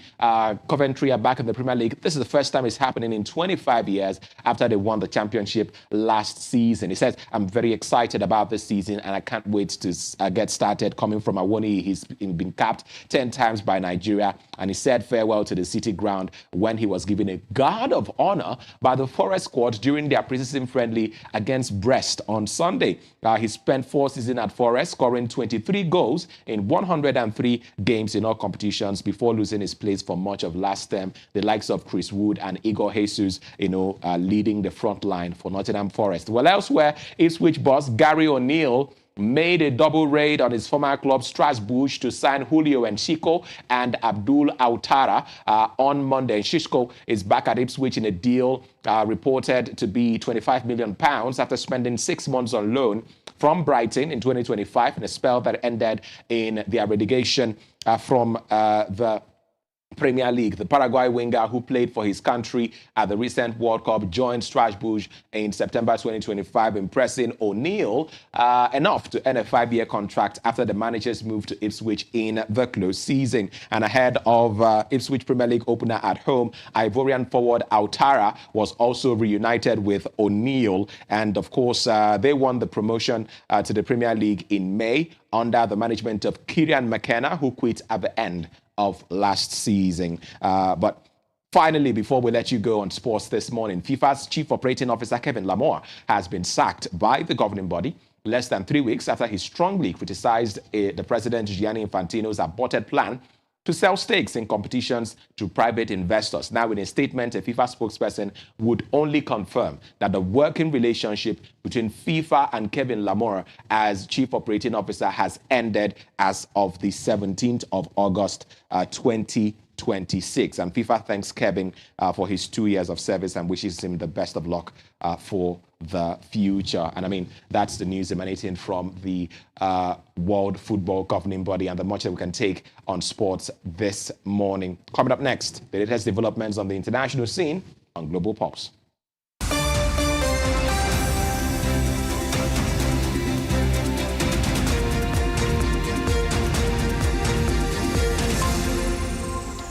Well, on Global Pulse this morning, U.S. President Donald Trump has threatened to bomb Oman if the Gulf nation interferes with Washington's efforts to end the war with Iran, escalating tensions with a country that has traditionally played a key diplomatic role between the United States and Tehran. Trump made the threat during a phone interview with Fox News as the 60-day negotiating period between Washington and Tehran expired without a breakthrough. The warning centers on the strategic Strait of Hormuz, where Oman and Iran have been working on arrangements aimed at restoring the safe passage of commercial vessels. The waterway is one of the world's most important energy routes, carrying roughly a fifth of global oil and liquefied natural gas supplies before the conflict disrupted shipping. Now, Trump has maintained that preventing Iran from obtaining a nuclear weapon remains his primary objective, while insisting he's not under pressure to bring the war to an immediate end. So what exactly is your purpose, Donald Trump? Well, Oman's position is particularly sensitive because Muscat has historically acted as an intermediary in U.S.-Iran diplomacy and remains a long-standing American partner in the Gulf. Trump also told the media, Fox News particularly, that Iran should surrender and said he had no timetable for ending the conflict. Still with POTUS, President Donald Trump has ordered the Pentagon to scale back annual joint military exercises with South Korea, a move that could reshape one of Washington's most important security arrangements in Asia. Trump described the drills as costly and said they sent what he considers an inappropriate and hostile message to North Korea, while also pointing to his relationship with North Korean leader Kim Jong-un. Trump also linked the decision to Seoul's refusal to participate in the U.S. war against Iran. He said he had asked South Korean President Lee Jae-yong whether South Korea wanted to join the campaign against Iran, but Seoul declined. The announcement came as the annual Uchi Freedom Shield exercise was getting underway, although South Korean officials said the two countries would continue coordinating closely on their defense posture. Actually, but I called him. I said, would you like to give us a little hand? We don't need help with Iran, but if you'd like, give us a hand with Iran. He said, no thanks. And I said, wait a minute, we have 39,000 soldiers over there guarding you from Kim Jong-un, your next door neighbor, and you're not going to help us on a very easy military operation in Iran? That's strange. No, we'd rather not get involved. I say, well, why are we involved in helping you? So, and I want to help them, but, you know, when you ask somebody, would you like to give us a hand, and they say, no thanks, and then we're guarding them.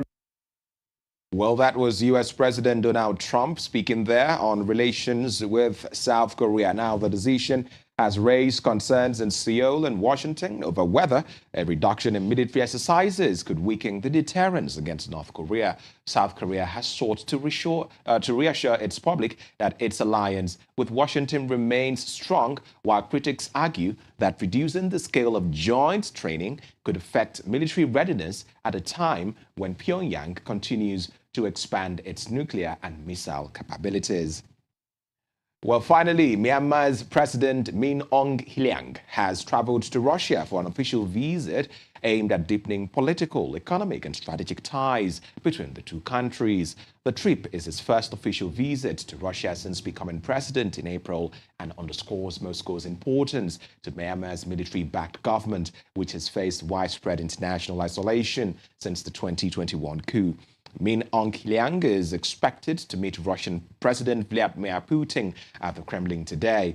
According to the Kremlin, the two leaders will discuss prospects for expanding cooperation across several sectors alongside international and regional issues.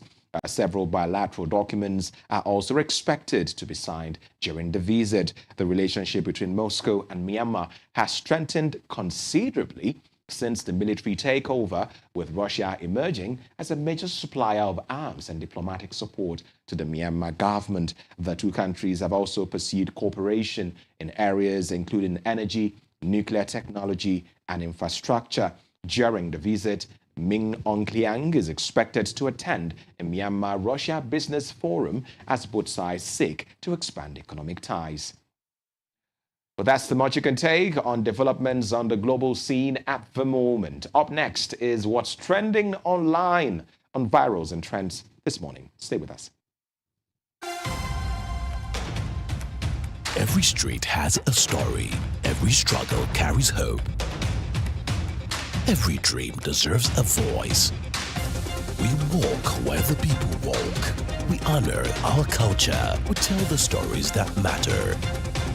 This is not just news. This is your story, your voice, your network. Real Broadcasting Network. We the people. Welcome to one of the most interesting part of the morning edition. I call it, of Of course, virus on trend this morning. And let's look at the stories trending across social media. You have definitely engaged on these stories, shared them so many times, causing them to trend now across social media. And now, beginning on our list this morning, the AAC governorship candidate Doris Ogala says she will be Abia's next governor. Ogala seemed very confident that she's better than the rest. She made this known on a podcast she was guest on. Let's take a listen to Ogala now. I will be the next governor of Abia State. Nothing's going to stop me. Why are you so sure that you're I am so sure, and I know it, because I'm better than all of them. Your people are suffering. Abia State, they have lights now, they have road now. So how are they suffering? I have been in Abia for 3 good months. Okay. No lights. I sleep in my family house. I don't have light. I can tell you that this present government has done nothing. And I will tell you because I know. I can tell you for a fact that a line in Ariaria was built by Ibazu with the lift. I'm saying this on a national TV. I dare the governor to challenge me. He didn't build Ariaria. The only place built in Ariaria is a line, and it was built by Ibazu. John Okiyi was the commissioner then. I was part of the government. Well, I mean, you see that, they've done roads, before people were swimming to get to Ariaria market and all those things. Those parts, I'm sure they are real. They've sold this thing to the public for the longest time, since they emerged. So there is no light, 24-hour light in Abia. So it's more...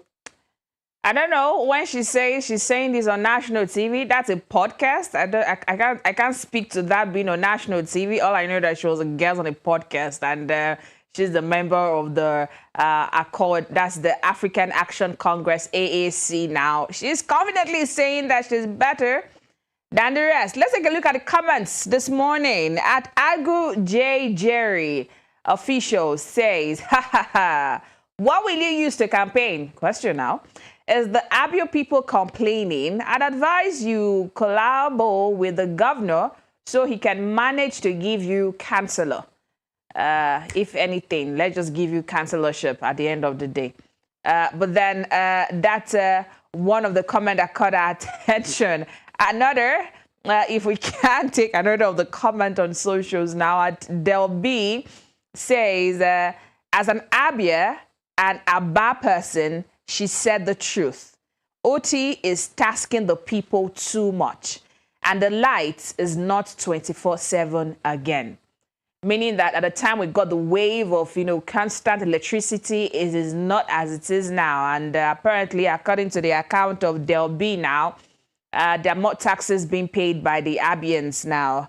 How true is this? You live there, you know someone who does, you got family there. Tweet at us with your own side of this story, letting us know your comments using Virus and Trend on X at The Real Media NG. Moving on to other stories now.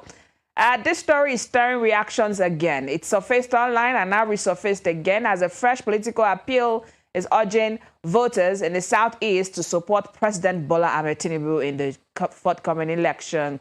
Minister of Works, David Umahi, is seen in this video acknowledging that Peter Obi of the opposition is a friend, but he has urged that the region should rally round behind President Tinubu. Let's take a listen to David Umahi. Southeast must vote for President Bola Ahmed Tinubu 2027. Southeast must know that our votes alone cannot make our brother, His Excellency, Peter Obi, to be president. No, we have to be strategic. And for those that misunderstand us, His Excellency Peter Obi is my friend, my colleague. We been governors. It might be a senior one, but governor is governor. And we also contested the presidential intention together. He didn't get, I didn't get. But, I'm happy, for the president I serve now that got it. So, and automatically by the reason of what he's doing all over the country, I continue to say to the people of Southeast, I'm on the ballot. David Umahi says he's on the ballot because his party is on the ballot. Okay. That video made rounds and now making rounds again. Let's take a comment that you did send in on X at PCJ. Says, Oga, focus on your job and leave politics. Take a road trip from Benin to Asaba. It's a total mess. Stop ranting about the upcoming election. In other words, this person is saying just focus on the job you're cut out to do. He's a politician, he's a minister, so he's in the current administration. So yeah, stay away from politics is quite difficult. But Tayo Isibel also had this to say. This is democracy where people should determine who to vote for. You can't be telling people of Southeast that they must vote PBAT. You can only speak for yourself. If PBAT, that's President Bola Ahmed Tinubu now, has truly done well, then Nigerians will be willing to vote him or another presidential candidate. That is the thoughts of Isibel on X. And still on virus and trend, a road that should lead to the seat of power in Edo State is now raising eyebrows. Now, a resident in Edo State has called out the state governor over the dilapidated condition of the road, asking the Edo State governor to take urgent action in fixing the road that rightly leads to Government House. Let me show you that moment.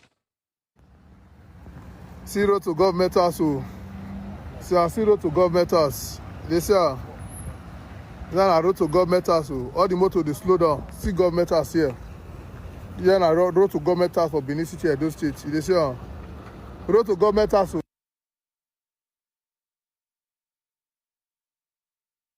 They say all the motor they slow down. See, they say I road to Government House.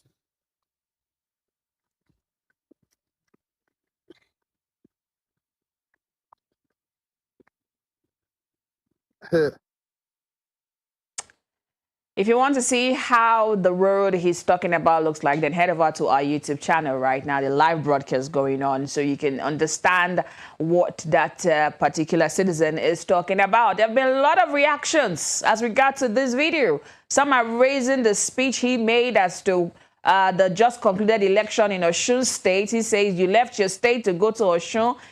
There's a lot of comments on this particular matter, but let me take some. At Boss NJ says, Monday Okpebholo is busy complaining about a man is working and dancing in Osun, while Edo State looks like plantation, including the governor's house. God, that's a lot of words he said there. But away from that, comments to another that also caught our attention. At Bacious Bay commented, the road to government house is a federal road, so it's not his duty to fix. That's a comment for someone as well. Meanwhile, motorists have now called out Governor Monday Okpebholo and his deputy Dennis Idahosa to the deplorable condition of Upper Siloko Road in Benin, urging the governor to intervene and fix the badly damaged road, as the state of the road has become a major concern for motorists and residents. So it's not just the video leading to the State House, but also other roads now are also dilapidated in the state. But then we'll take the comment from also those who are commenting about the road at Upper Siloko Road now. At Fred Robert said, it should be made to realize that such a road does not exist in Ondo. He visited to outset in Osun State. Now, I guess that's a writer was talking about Osun State, where he visited. Also, at Agrodero also commented, so he's supposed to fix all the deployable infrastructure in how many years? Or is it that this road got destroyed the moment he became governor? So in every story, you always have some who are for and some who are against. Wrapping up virus and trend right now, we have a video we saw online involving actress Jemima Osunde, who has shown that she's not one to back down easily. In Lagos traffic, she confronted a driver who was taken the wrong way. That is a one-way driver who tried to force his way through her lane. She was in the right-of-way, but this particular vehicle had even a police escort in it. And then the best questions to say, if we have the law enforcement agent in there, why are you breaking the law? Let's take you to that moment where this happened between the superstar and the road user. This is opposite Oriental. That is the lane for people going towards VI. This is the lane for people going into Lekki. This person on my lane with a police officer in his car and is expecting me to leave my lane. Look at where I am. Oh, this is the lane for going into Lekki. You are passing one way. You left your own side of the road because of traffic. And you have a policeman in your car, but expect me to leave my lane. I blocked him and I said I'm not moving. And now last man have come. Hopefully they arrest him because this is part of the problem in this country. It's easy to say Nigeria is bad, Nigeria is this. You are contributing to it. You're contributing to it. Where are you going that's more important than anybody else's? I have a 1 o'clock, it's 12:57 and I will not move because you are in my lane. This is wrong. I mean, he's wrong. She's got a right of way. This particular stance against this wrongdoing by this road user has caused a lot of praises by many who viewed it as a brave move. Now, quickly, some of your comments. Doings Lounge and Bar said, Nigeria is a country where the government is against the law which they are forcing on the citizens. Welcome to Nigeria. With that crying emoji right there. And also, Giant Lace Moss says, this is the most civil thing I have seen in a while. Thank you, Jemima. I guess making Nigeria a better place is a collective responsibility. If I play my part, you play your part. Together, we can make Nigeria a better place. That virus and trend for today.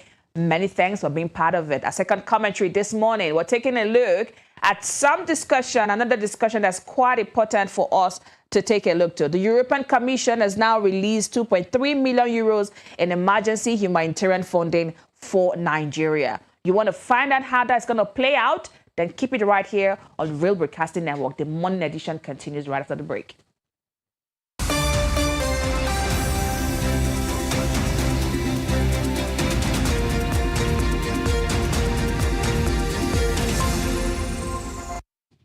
Welcome back. Glad to know you're still with us right here on the Real Broadcasting Network. This is the morning edition. And our second commentary is taking a look at the European Union's latest intervention to help Nigeria and 3 other African countries tackle cholera. The European Union Commission has now released 2.3 million euros in emergency humanitarian funding for Nigeria, Cameroon, and the Central African Republic and Chad, with Nigeria receiving the largest share, 1.5 million euros. The money is expected to support additional response teams, cholera kits, water and sanitation interventions, treatment of public and household water points, disease surveillance, case management, and community sanitization. And on paper, those are exactly the areas you would expect the money for the cholera outbreak to go. But there's a bigger question here. After years of recurring cholera outbreak in Nigeria, are we actually getting closer to eliminating the condition that allowed this disease to keep coming back? Are we now doing that? Well, because Marian, the history tells us that this is not a new problem. Nigeria has been fighting cholera for decades, and the scale of some of these outbreaks has been frightening. In 2018, for example, the country recorded 43,996 suspected cases and 836 deaths between January and November. That's almost 44,000 suspected cases and more than 800 people dead from a disease that is largely preventable and, in fact, treatable. And we have continued to see that pattern. By the first 9 months of 2024, Nigeria had recorded 10,837 suspected cases and 359 deaths. By September 2025, there was another report from UNICEF that more than 10,000 suspected cases were recorded with 244 deaths. So when we hear that another emergency fund is being released to fight cholera, Nigerians are indeed entitled to ask, why are we still having this conversation year after year? And that is what makes the latest intervention important, because the European Union is not putting all of the money into treating people who are already sick. Part of the 1.5 million euros for Nigeria is specifically targeted at water sanitation and hygiene. There is funding for treating public water points and household water, for surveillance in hard-to-reach areas, and for community sanitization. This is significant because cholera is not simply a hospital problem. It's a disease that spreads when people are exposed to contaminated water and food. And the conditions that create that exposure are often much bigger than the health sector itself. So now, that's perhaps the most uncomfortable part of this conversation, which is Nigeria often treats cholera as if the emergency begins when people start arriving at hospitals with severe diarrhea and dehydration. But by then, you're already late. The real fight begins way much earlier. That is by taking clean water. Your food is not exposed to any sort of bacterial contamination. It begins with people drinking clean water. So access to clean water is very much important. Access to good food and clean food is important. A toilet available. A toilet available now for people to use. I mean, proper disposal, drainage system. And where are we going with all of this? The ability of health authorities to detect unusual clusters of illness and how quickly governments can respond when those warning signs appear. And of course, we've seen what happens when those systems fail. In fact, in 2024, the country went from 3,387 suspected cases in the first 9 months of 2023 to 10,837 in the same period of 2024. That is more than a threefold increase in suspected cases, while deaths jumped from 106 to 359. That kind of increase should force us to look beyond the immediate outbreak and ask exactly what is happening to the underlying public health infrastructure system. And then in 2026, with the situation becoming particularly serious in Borno State, the outbreak has affected communities already dealing with the consequences of years of conflicts, displacement, and pressure on basic services. In fact, by June, Médecins Sans Frontières said it had treated more than 7,400 cholera patients in Borno, with the outbreak affecting 14 of the state's 27 local government areas. Well, that just tells you how quickly a disease like this can move when you have crowded communities, inadequate sanitation, and a fragile health care system. So, I mean, the challenges are quite enormous, Marian.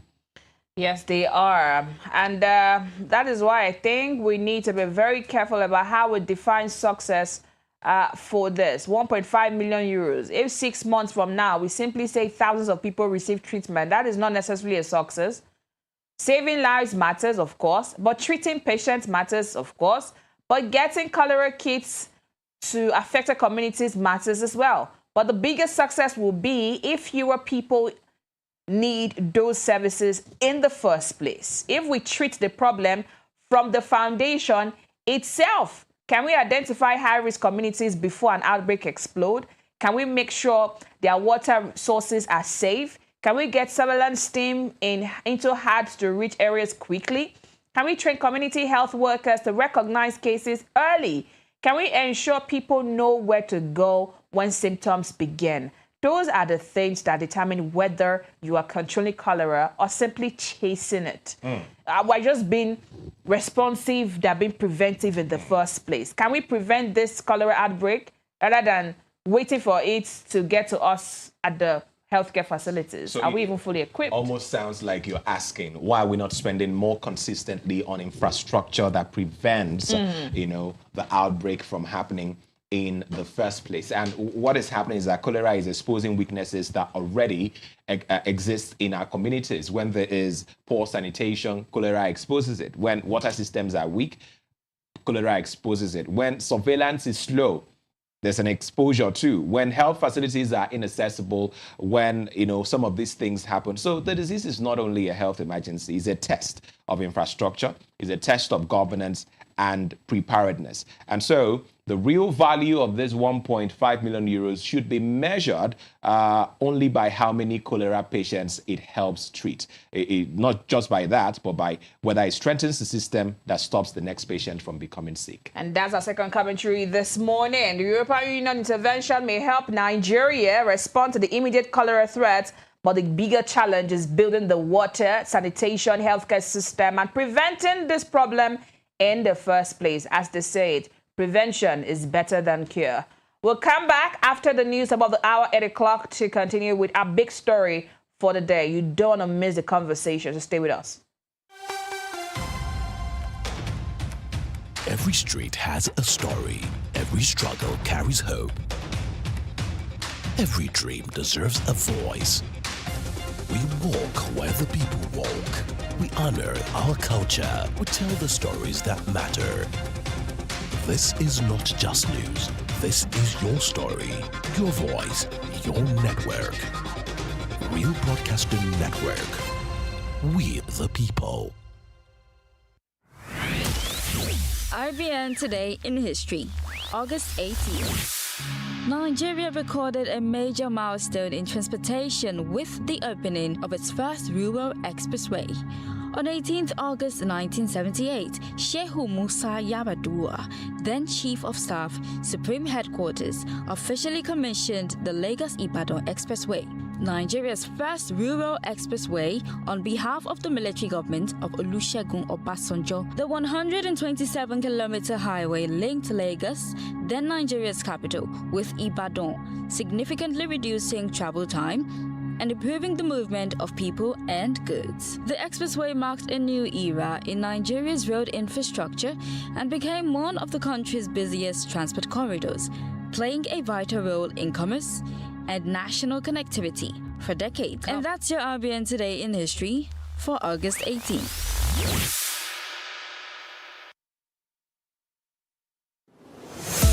This is Real 993. Time check is 8 a.m. From our Global News Center, we bring you the latest happenings on the Real News. This is the RBN News Hour from the Real Broadcasting Network. I am Sufyan Ibrahim, and here are the top stars. The Ministry of Foreign Affairs says 83 Nigerians returning from South Africa will arrive in Lagos tomorrow, Wednesday, August 19th, aboard South African Airways. According to the ministry's spokesperson, Kimiebi Ebienfa, private individuals funded the latest repatriation through ticket donations. The return follows an earlier government program that brought nearly 1,490 Nigerians home amid rising Afrobic attacks and anti-foreigner sentiment. The federal government thanked the donors and urged more individuals and organizations to support Nigerians abroad. The national chairman of the Accord Party, Maxwell Mbudem, has described Governor Ademola Adeleke's re-election as a victory over fear and intimidation. Speaking in Osogbo, the Osun State's capital, Mr. Mbudem said the election reflected the people's determination to freely choose their leader and defend their votes despite reports of harassment, arrest, property destruction, and killings. He dedicated the victory to the people of Osun, commending candidates who stepped down for Adeleke. He also urged other parties and their supporters to unite and work with the governor for the state's development. Former Osun State Governor and ADC National Secretary Rauf Aregbesola has congratulated Governor Ademola Adeleke on his re-election in the August 15 governorship election. Aregbesola urged Governor Adeleke to see the victory as a renewed mandate to unite the state, promote development, and govern with fairness and responsibility. He also commended Osun's voters for their participation, describing them as politically mature, urging all stakeholders to respect their choice at the polls. 2 executive members of the National Councillors Forum of Nigeria have been suspended. These follows 2 separate motions for the suspension of both the Vice President and Secretary moved at a press briefing in Abuja. Emanating from Mr. President, who is a seasoned progressive. For the first time, fundament of our people at the grassroots level will surely get to them. This means roads, primary health care, education, and security at the local government level will now depend on what we do as councillors. Meanwhile, the president of the association, Ivo Okechukwu, has also praised President Bola Tinubu for ensuring local government autonomy works. He also insists councillors have a role to play in getting amenities to the grassroots. I'm moving a motion for the suspension of the Vice President of the South, Honorable Kenneth Mahmoud Abiola. I so move. I rise to move a motion for the suspension of Secretary of this forum, Honorable Usman Sani Kinafa. Those who in favor say aye. Aye. Who against say no. Ayes have it. In sports, the Nigeria Football Federation (NFF) has directed members of the Super Falcons technical crew to step down with immediate effect. The decision follows the disappointing 2026 campaign in which the team failed to secure an automatic qualification spot for the FIFA Women's World Cup. The NFF Executive Committee announced the directive in a brief statement yesterday, but did not give any reason for the decision. And that is the RBN News Hour. Thank you for staying with us on the Real Broadcasting Network. Stay informed with more stories on our website at www.therealmediang.com. Also download the RBN app on Google Play Store and Apple Store for iOS devices. You can also follow us across all social media platforms at The Real Media NG for real-time updates and in-depth coverage. I am Sufyan Ibrahim. The morning edition continues. Please stay tuned. From our global news center, we bring you the latest happenings on the Real News. Real Media on radio, on TV, and online. A part of Real Broadcasting Network. Let's go!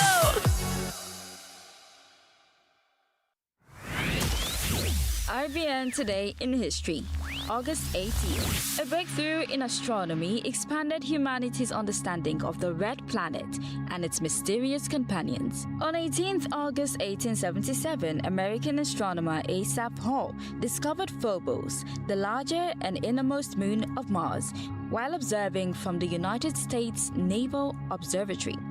Just 6 days later, Hall would discover Mars' second moon, Deimos. The discoveries provided new insights into the Martian system and remain among the most significant achievements in the history of planetary astronomy. And that's your RBN Today in History for August 18th.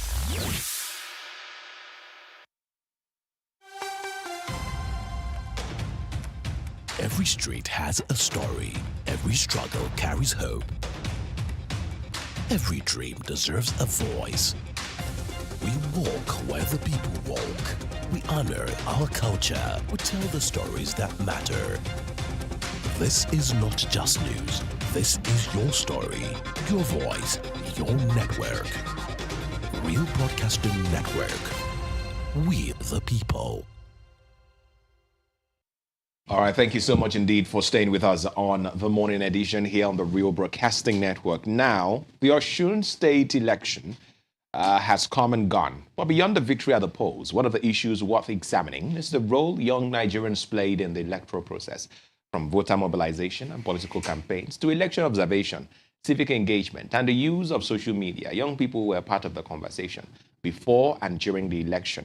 The Osun election was also particularly important because it is the last major governorship election before the 2027 general election. Civil society groups had already identified youth participation, informed voting, and peaceful engagement as important parts of the electoral process.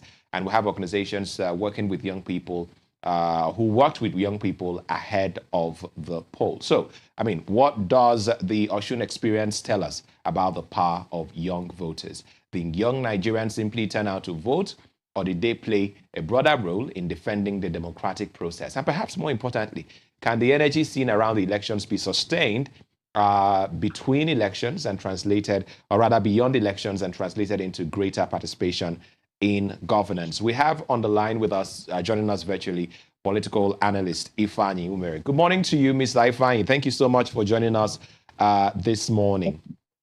Thank you so much for having me. Can you hear us, Mr. Ifeanyi? Yes, I can hear you clearly. Thank you so much for having me.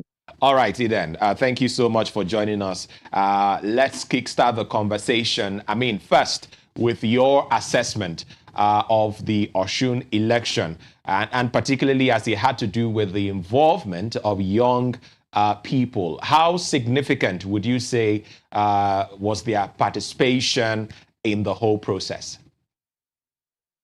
Thank you so much for having me. In normal circumstance, the youths are the energy of the society. They represent the strength of the society. That part was the noble path and the right path to take. You don't expect the aged to help you defend your votes or protect your political environment or political desire or will. So their participation eminently played a significant role in Osun and should also continue in that manner. As we appreciate that commitment, let us also appreciate the fact that a lot of them lost their lives during this process. I do not have the correct, should I say, statistics to distinguish between the young and the old in this number of deaths recorded. Premium Times reported it, 35 violence incidents, 18 deaths. Guardian had it, 29 deaths, 73 incidents. Vanguard capped it up 6 days to Osun election, 18 killed as fear mounts, fear of violence mounts. So if you go check the sacrifices, you will find out that the youth may be in majority in this state of casualty. So they pay the price. They should consistently amplify, increase the energy because they represent the strength. But it's unfortunate that in the mayor election where they ought to be like the catalyst that will generate the attention, maybe raise awareness, and their lives are being lost. So it's also discouraging.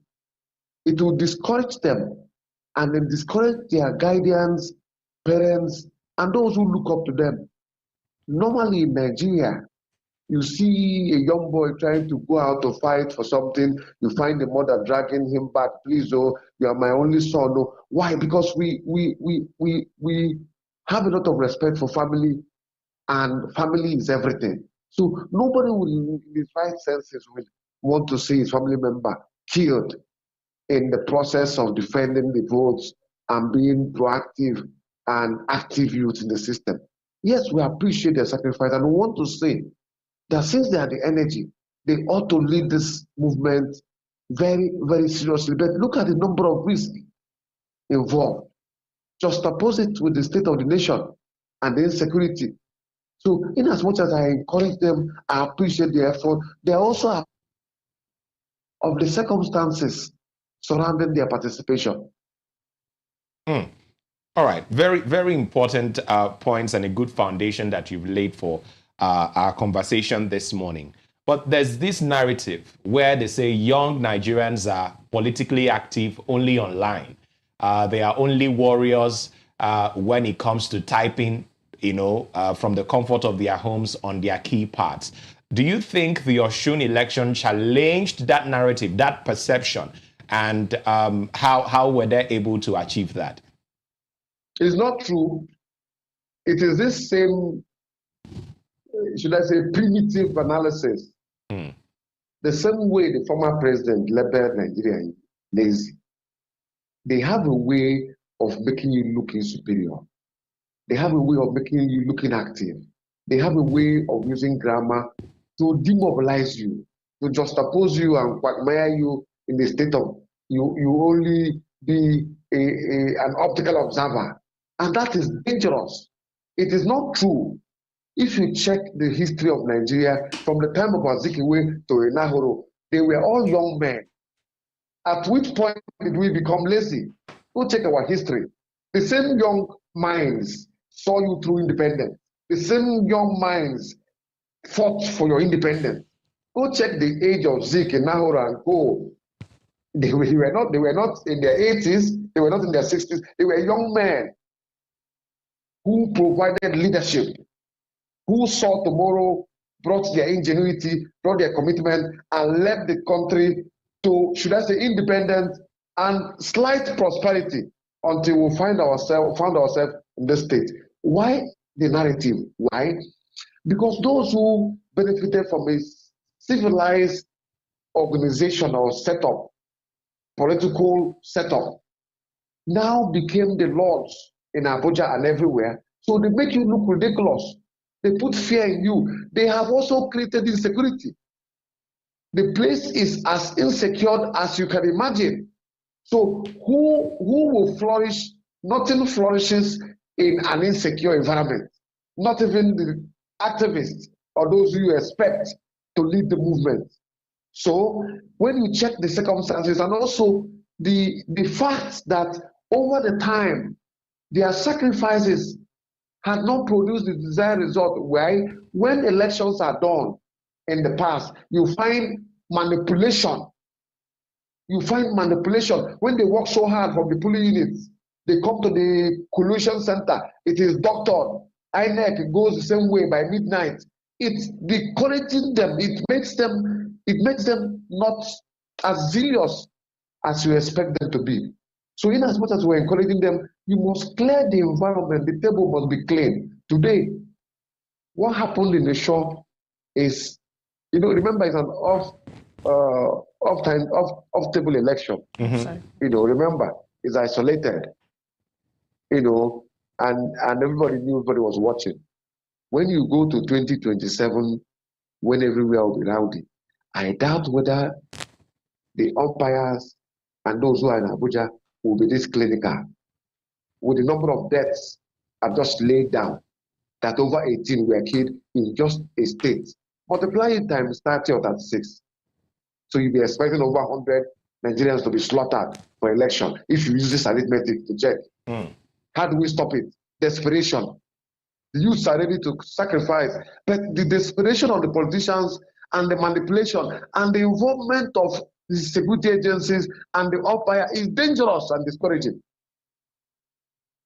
And in fact, based off of that analysis and the fact that you've identified that young people were mostly on the receiving end, they were major victims of some of the pre-election violence that we saw in Osun. The question would be, what has given rise to that? Is it a function of the kind of politics that is being encouraged by the political actors? Is it a function of an uninformed youth populace, or perhaps a function of failed institutions? Where exactly did it get to the point where young people are now being seen as tools, during campaign and politicking season? Hunger. Lay the foundation with hunger. When there is hunger in the land, add the flavor of desperation, add the flavor of ignorance, and add the flavor of bad leadership, and then cap it up with bad orientation. Let's start with the hunger. The same politicians that use you make sure that you're hungry, making you very vulnerable at every slight proposition. You go after the same people that are your brothers in the same neighborhood, because some politicians flew from Abuja with some little money they stole from you, made you hungry. At that point, they give it to you, and you unleash terror on your brothers and sisters. Failed leadership. It is because the leadership in Nigeria has consistently provided bad leadership that the indices of measuring who takes over is laden with rascality, thuggery, and inducement. It is not about competence again. Can you imagine the likes of Davido, for example, calling on Trump? That's ridiculous, because the local institutions have failed you. You're finding solace elsewhere. The man you're calling Trump to come and help you, people sacrifice their lives in the US to make it better. Why? They trusted and built big, reliable institutions. Here we are building individuals and killing institutions. Orientation. There is this orientation that the youths of Nigeria are, should I say, tools of violence. And they have consistently, go check out those arrested, those involved. The bracket is the same youths. So you are living under the phobia that you are not capable of leading. You're only capable of being used. That's why they come for you. You don't find that elsewhere. Civilized countries don't do that. Where they have good economy, they don't make themselves vulnerable. But because they have kept you hungry and they have bad policies, they use the state against you. Look at the number of policemen mobilized to come to Osun. All the governors that congregated, what are you doing in Osun with all the resources? Even the electoral law forbids it. What are you doing on election day, roaming around the neighborhood that is not yours, just to intimidate? So the Nigerian youths have found themselves in a state of, I don't know how to explain it. They are living dangerously under bad leadership. So if you repair the economy, rejig the systems, reduce this quest, this desperation, and then on the electoral umpire, something happened on that day. As we were voting, the voting was going on. We had, when the results were being collected, there was this stoppage, and there was this outrage. Suspicion and fear is also part of the game.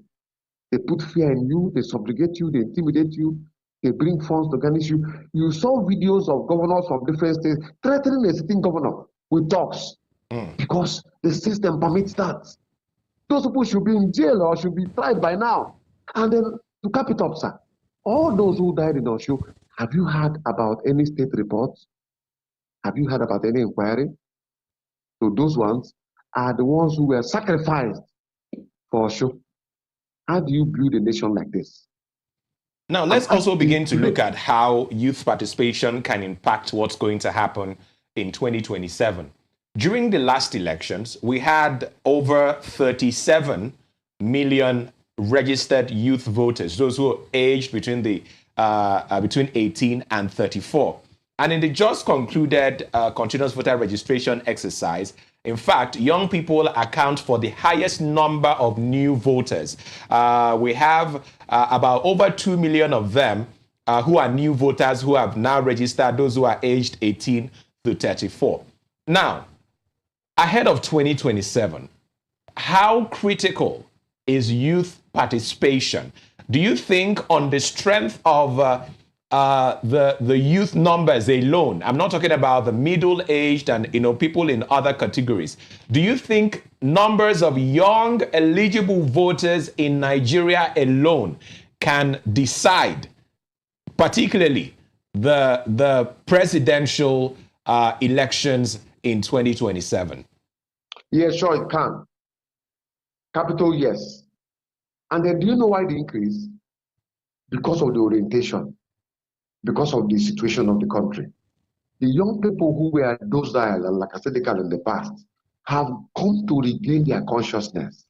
I told you hunger is, when I mentioned this hunger, people are hungry, people are insecure.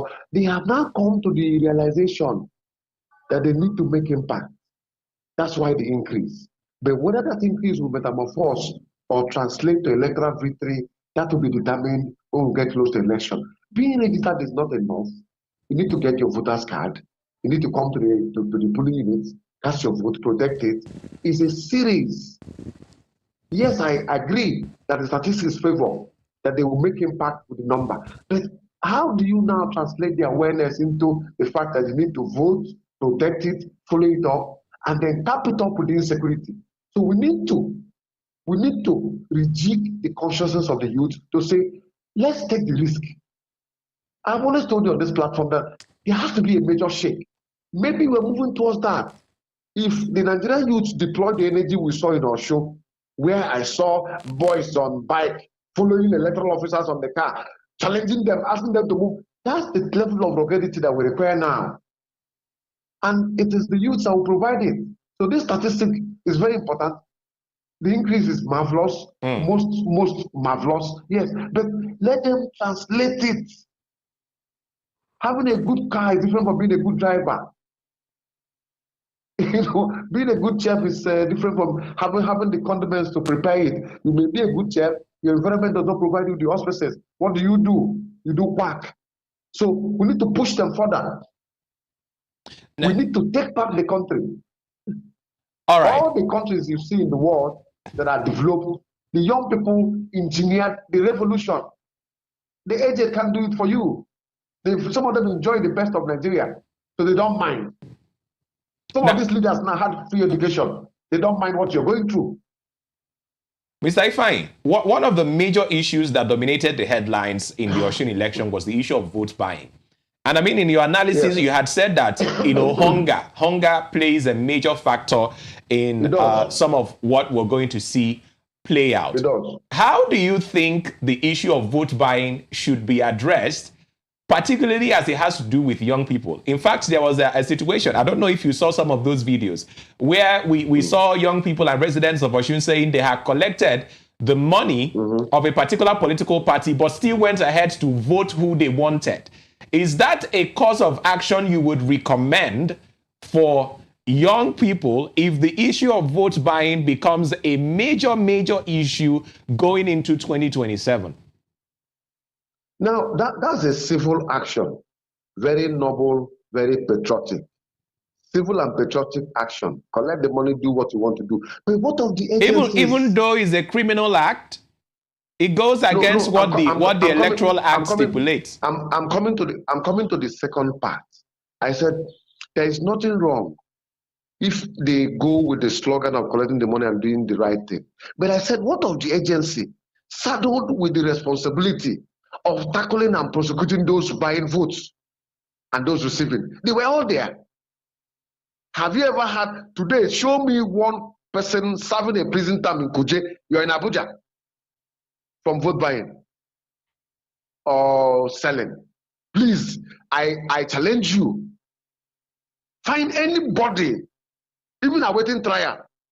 So you now go back to the fair institution. All the EFCC, all the agencies are all colluding. You see them with their red jackets doing media razzmatazz, trying to impress you. Who is in Kuje? I'm calling you from Abia State, close to Afara prison. Nobody here, neither awaiting trial or any court. Why? Have you not been seeing vote buying from Lagos to everywhere? Why are you not worried? You're asking me about those collecting. Why not you interrogate those whose job is to prosecute? But what about rejecting? What another alternative would be rejecting some of those monies? You're not sounding Nigerian. You're not sounding Nigerian. Every hungry Nigerian will collect the money. You know, it takes the other side of you to do the right thing. I mean, you're sounding like you're from Bermuda Triangle. Every Nigerian, all of them, including the clergy, all of them, they will, if you collect and then do the right thing, you can be seen to be patriotic. Maybe Mr. Ifeanyi, you know, it's worrying because if every time a politician wants to win an election, he has to cajole, he has to offer gifts, incentives, and money to the elect. For how long are we going to walk that path? And I've told you that they have laid a foundation of hunger. So they will follow this trajectory until you're free. Do you see people campaigning with rice and everything in the US or in other civilized countries? They've come past that. They don't even do it. If you do it, they will deal with you seriously. Because they're not hungry. Even if they're hungry, the hunger is with dignity, with hope. Here, you are hopelessly hungry. Everything that comes around you, take it. That's the truth. So unless you emancipate yourself from bad leadership, provide good governance, people are not stable, they can take rational decisions. Those who are stealing from you massively, are they not? What are they stealing from you for? They are stealing because they know they need to quagmire you in a state of hunger so they can lobby you small. Did you see our show? So many little cups of rice. Is it not shameful? I saw a priest, a Catholic priest, come make a video that they brought a bag of rice for him to be part of the renewed hope agenda or whatever. And if they can go that route, why? They anticipate that you're hungry, or else it would have been good policy, good governance, and what you have done. But they keep going the way, going to your stomach. A priest, the video is there for you to see. Why? They target your stomach, they make it drowsy, they make it down. So when they go for election, they tickle it. And because hunger is a dangerous phenomenon, my brother, it is difficult to resist it. Well, finally, Osun was the last major hurdle for INEC before 2027. From what you have seen, because you've been an advocate for Nigerians and for Nigerian youths to wake up, for people to take more responsibility and demand more accountability on the part of INEC, on the part of the civil society, on the part of Nigerians and particularly young people, do you think we're ready for 2027? Two-sided question, two-sided answer. First, let's go to INEC. This disposition by INEC may be cosmetic, may be deceptive to make us go. Yoruba say is go, let you go to sleep. But if this is a new INEC, it may be a product of our consistent agitation. I said it's a double thing. This may be cosmetic to let us go to sleep and relax, and they go to the midnight surgery again. But if this is the new INEC, that what occurred must reflect in the system where people can monitor, good one. Then for the people, you must up your game. Osho has given you an example. You must be resistant to any manipulation. Those INEC people are Nigerians. They are also hungry. The coppers coming to preside are Nigerians. Do the right thing, protect the vote of the people, restore integrity, get leaders that will do what you want them to do for you, not those who will lobby with rice and spaghetti and all that. Good policies, good direction must come from good leaders. But unfortunately, you now talk about the security agencies. When the 2027 will come, everywhere will be rowdy. You may not, yes now. And in that state of rowdiness, a lot will happen. Here we are optically very visible. It was a one-state thing. Everybody zoomed in. Osun was rowdy. They found a way to control it. No, they can't control it in the entire state when the next election comes. Even the media can't do that. It's difficult for your outlet to bring a reporter in my unit in Ozaba. So you rely on either the correspondent or what you hear. So but we need to deepen. And the media needs to come in now. And I want to call out your constituency, your family. What you did in Osho was marvelous. You guys were tremendously marvelous. I commend your station. I commend your management. I fell in love with you guys more. I was following you guys. But other people need to do the same thing. Put your searchlight everywhere. It's expensive. Zoom in on them everywhere. They will run away. We are bigger than them. So I wish there'll be budgetary provision for the private media, because if you rely on the state media, what you hear will give you ghost pimple. Yes, we need to encourage the media to give us the blast. You guys were marvelous. You guys, they couldn't run away from the clips. A senator telling people, whether in Yoruba or whatever, how he coined it. That tells you their state of mind. They are charging you, because that's what they think you can do. That's what they think you're supposed to do. And that's how they rate you. Or else, if you do that anywhere civilized, those you're talking to will mob you. But because you're in a state of complicated hunger and economic starvation, and you're politically naive, and the orientation is very poor, you look at the senator in a docile way and smile, and maybe clap. Very unfortunately. All righty then. Thank you very much, Mr. Ifeanyi. Thank you for the vote of confidence and the commendation. And then thank you so much for your time with us on the program this morning. That commendation is unapologetically rendered, because you guys were marvelous. I commend all of you, including Mommy Gio, all of you. May God bless you guys.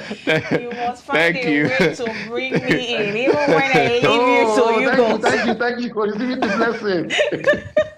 Thank you, time.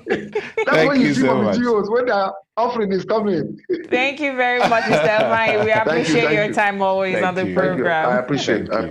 Thank you. All right. Well, the Osun election may be over, but there's a big question, Marian. Right. What happens next? We saw some different style deployed in vote buying. We actually got one of the reports that said there was a vote buying by proxy. Those around the polling unit selling the drinks and the snacks, the food now were being used to buy the vote and to sell the votes as well. So we do hope that the security agencies will look into that. As much as you need water on the day of election, you need food. They could be in a separated area, but not as close to the polling units, because they were used as well to, activates, the vote buying mechanism that they deployed this time. I think it went digital. We had one of our digitalized vote buying. Yes, one of from Clean Foundation, right, as well, and even one of our NLB also reiterated NLB, right, said it was digitalized at this point, no longer cash at hand. So there was a way the transfer was being made, even using those petty traders around the polling unit. So we do hope that come the general elections now, we do hope that we'll get it right and let the mandate of the people, be recorded and be heard. The voice of the people must be heard. It is for the people and by the people. That's democracy. And that's what we want looking forward in Nigeria. Absolutely. Now, switching gears, where former Kaduna State Governor Nasir El-Rufai has filed a 10 billion naira lawsuit against the ICPC over allegations that his family has been denied access to him while he remains in detention. The case raises important institutional questions about the powers of law enforcement agencies, the rights of a person in detention, and the point at which the exercise of investigative powers could potentially infringe on fundamental rights. But beyond the political dimension surrounding El-Rufai and the allegations against him, we want to understand what the law actually says. How long can an agency detain a suspect? What right does a detainee have? And can a person seek damages when those rights are allegedly violated? Join us this morning to get into the conversation and examine the legal and constitutional issues is Olatunji Olayinka Damilola. He's a constitutional lawyer. Thank you so much for joining us, Mr. Damilola.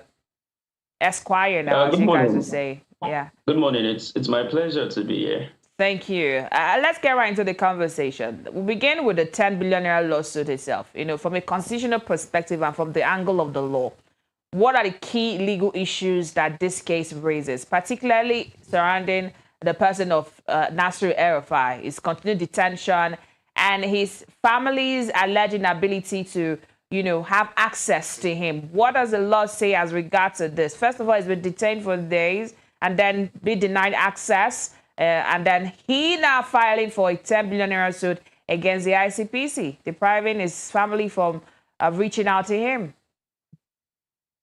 or getting access to him, how you might put it. Can you hear me? Yes, I can hear you. All right, you can go ahead. All right, thank you. Well, my opinion on the El-Rufai suit is just that it is something that is necessary. It's a necessary step is taken, because when a person is in detention, that does not mean that they do not have the fundamental human rights that are to be respected. As a matter of fact, while in detention, they retain their right to dignity of human persons. That is, they should be treated like every other average human would be treated. And looking at Nasir El-Rufai's case, it is a criminal trial that is still going on, that is still active in court, and he has not been found guilty yet. So as a matter of fact, he is still presumed to be innocent until the court convict him. So he's entitled, notwithstanding the detention, of the right to be treated like every other human being will be treated. And he also has the right to, access his legal practitioner, to be given access to his legal practitioner, to be given access to his family. And this is a right that extends not just to El-Rufai, but every person that is in detention or in lawful custody of a law enforcement agent. Mr. Damilola, can you hear me? Can you still hear me? Are so you still there? He has a right to his family. Yeah, I'm still there. All right, go ahead. So he has a right for access to his family. He has a right to be visited. He has a right to get medical attention. And when we look at one of the grounds of the fundamental human rights suit that was filed on 13th of August, he's complaining of the fact that his families have not been given access to see him, which is an infringement of his right to family life under Section 37. So he ought to be given access to see his family. Then he has also mentioned the fact that he has been deprived access to medical attention. So every person who is in a lawful custody still retains their right to be treated as humans. It doesn't make them less humans. And as a matter of fact, they are not criminals yet. So they cannot even be treated as one because they are presumed innocent. So I would say that the step taken by Nasir El-Rufai's legal team is actually a step in the right direction. He is within his right. So he's within his right to file for this lawsuit because he's been deprived access and by family now to him. Mr. Damilola, if you can't hear me, we'll try to reconnect with you briefly. We're looking at the detention and the prolonged detention of Nasir El-Rufai and the lawsuits. I was saying that he is well within his right to file this lawsuit against the agency. Yes.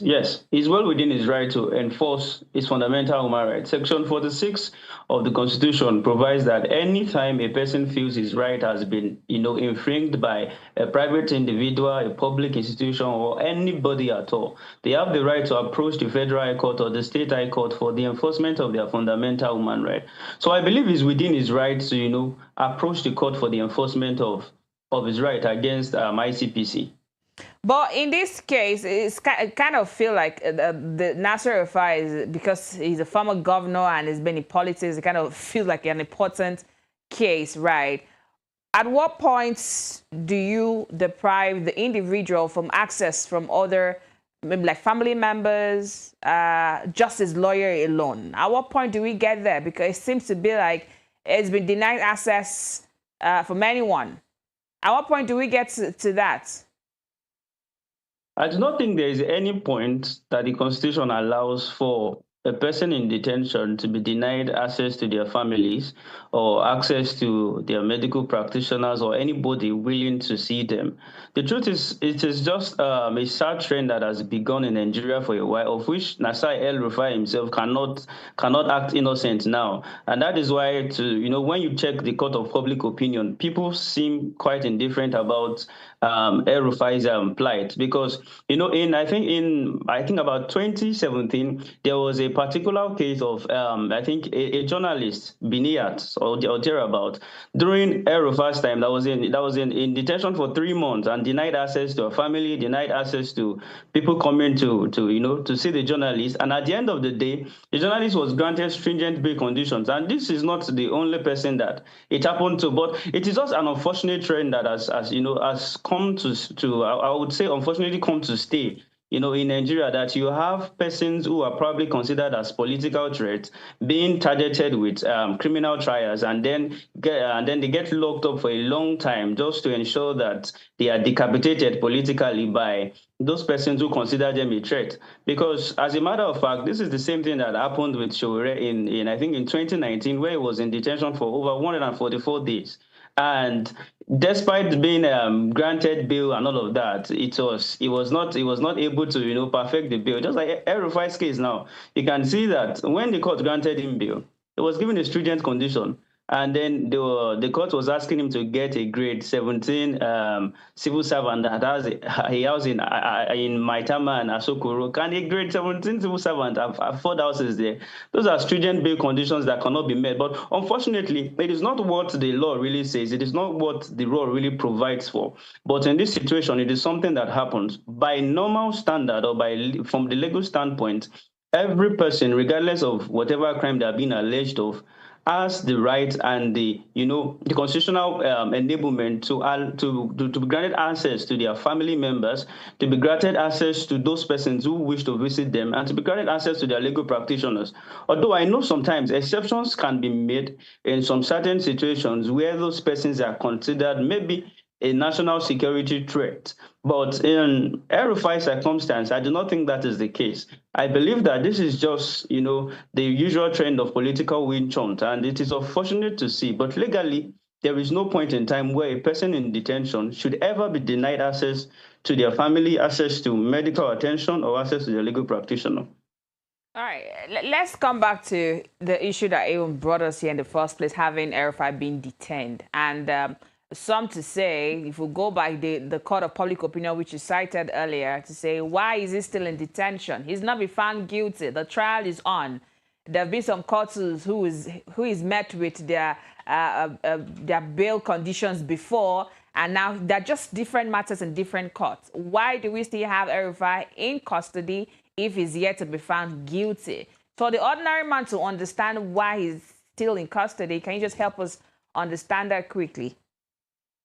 Well, I believe that in the suit filed by the Federal Republic of Nigeria, the criminal suit where he's being tried, I believe that Nasir El-Rufai applied for bail and bail was granted.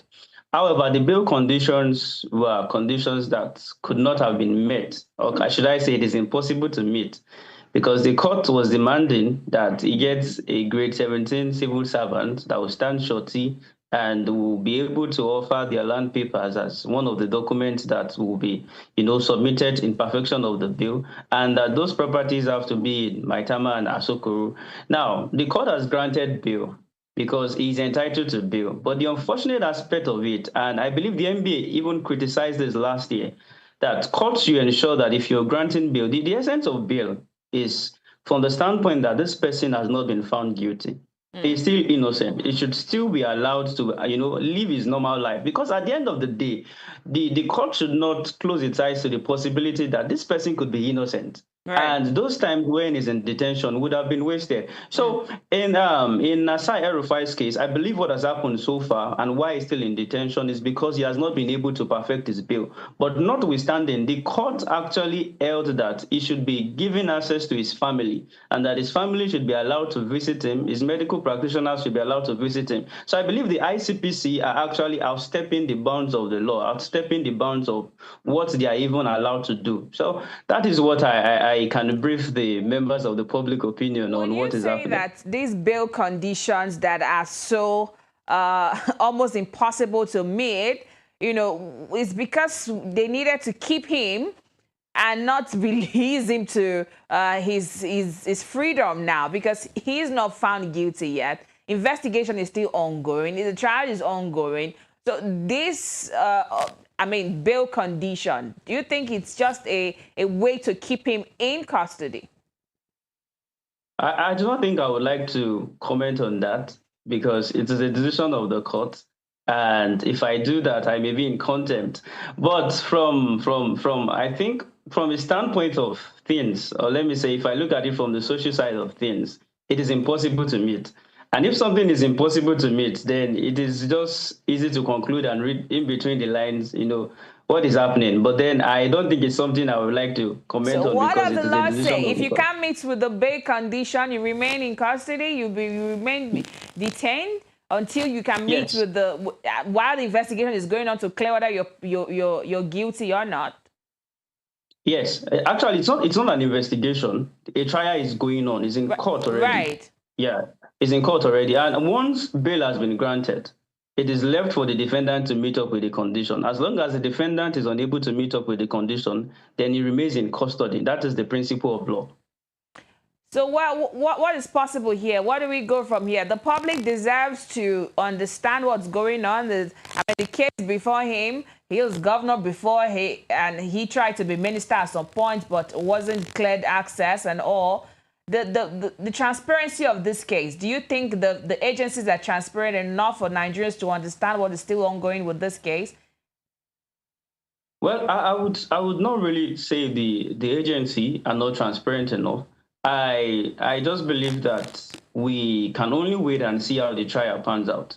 Because on the side of his detention, it is unfortunate that the bail conditions are stringent. And as a matter of fact, his legal team, because once the bail condition is granted and is stringent, your legal practitioner or your counsel can apply to court for a variation of the bail conditions to something lesser or something that can, be met up with or complied with. But then when his legal counsel went back to court, his legal team went back to court and they applied for variation, the court insisted on the stringent term that has been issued.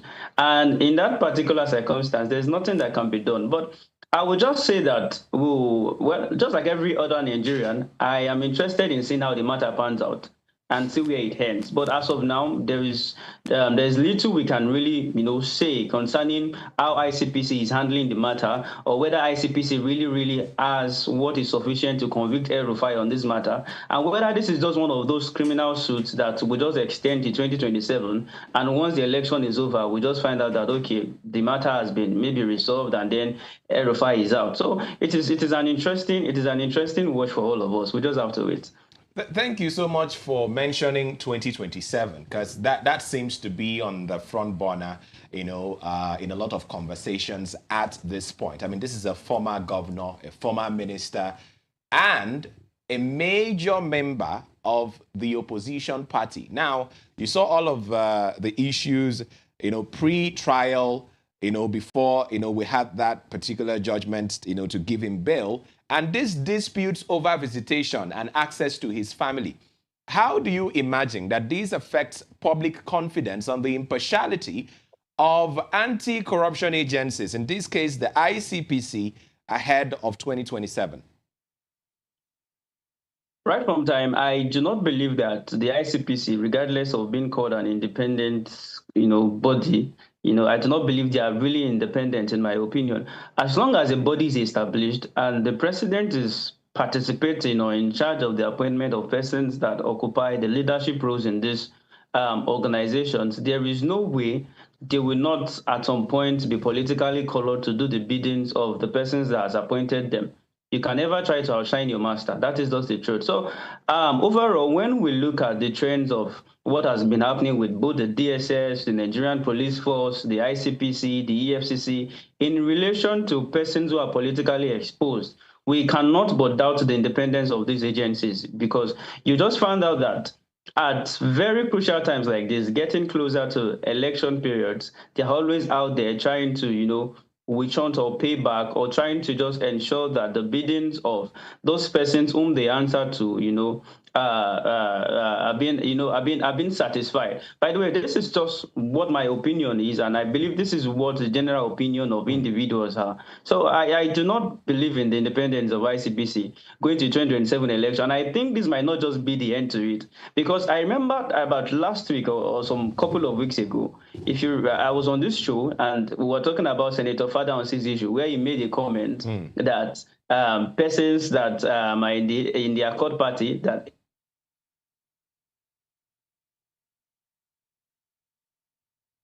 Is that Damilola? If you find them, you keep them. Okay. Till now, he's caught him as well, doing almost thing and not been done to him. So it just shows that we lost your audio we lost your audio for a split second. Could you reiterate what you were saying about Senator Fadaunsi? Yes, I was saying that till now, Senator Fadaunsi has not been tried to court, because he's a member of the ruling party, obviously. He has not been charged to court. No step has been taken. And this actually brings us to the point of doubting, the independence of the law enforcement agencies as we have in Nigeria. So I would say that it is, from the standpoint of things and how they have been acting over time, it is difficult to trust in their independence. That is what I would say. But there is the argument that some of these restrictions may be necessary, maybe even temporary, as it were. But where do we draw the line? How significant is it to, draw that distinction between when an anti-corruption agency has to take a necessary or temporary restriction measure, and then violating the rights of an individual as captured in sections 34 and 37 of the Constitution? I don't quite get your question in terms of temporary restriction. Maybe if you can broaden that a bit. Yeah, they may argue that it is necessary to deny him access. I wouldn't know the reason. They've not come out with a public statement yet on why they've not granted him access to his family. But whatever the reason may be, can you juxtapose that with what his rights say in the Constitution? The Constitution never gave them the right to, deprive him access to his family. I understand that there are certain exceptions in the Constitution on when fundamental human rights may be deviated from, on the ground of public security, public law and morality and all of those things.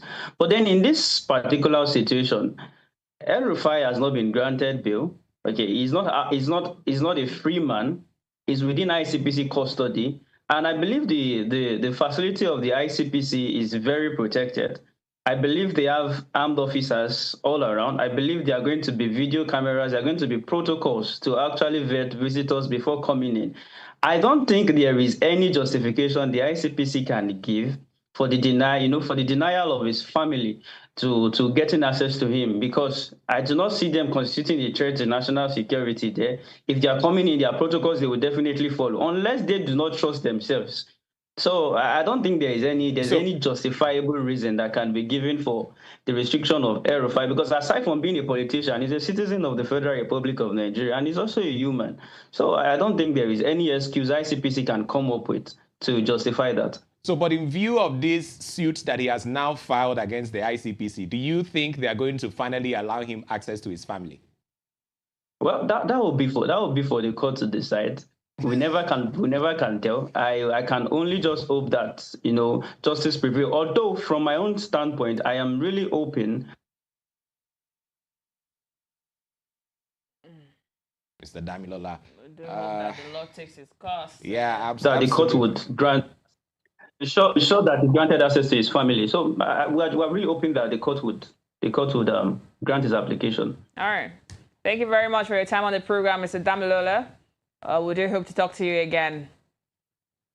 Enjoy the rest of your week. I guess the connection is a bit maybe it's also been restricted or be detained.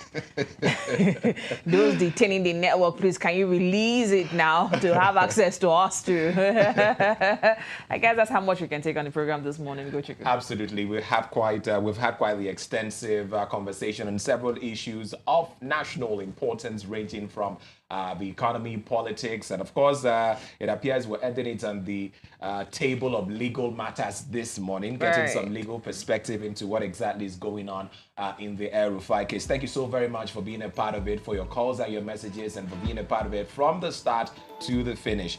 Stay in touch with us on our website at www.therealmediang.com to keep getting updates on some of these developing stories, and at The Real Media NG across all our social media platforms. Thank you, and see you again tomorrow. I am Ugo Chukwu Mandumeri. And I am Marian Delekwe. Enjoy the rest of your day. Bye-bye now. Bye-bye now.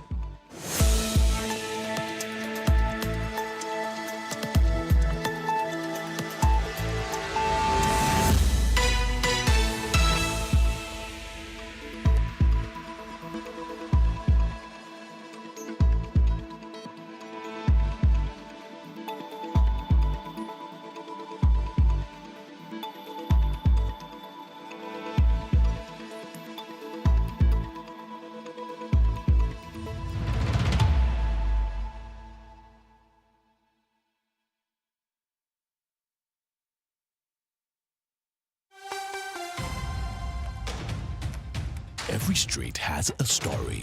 Every struggle carries hope. Every dream deserves a voice. We walk where the people walk. We honor our culture. We tell the stories that matter.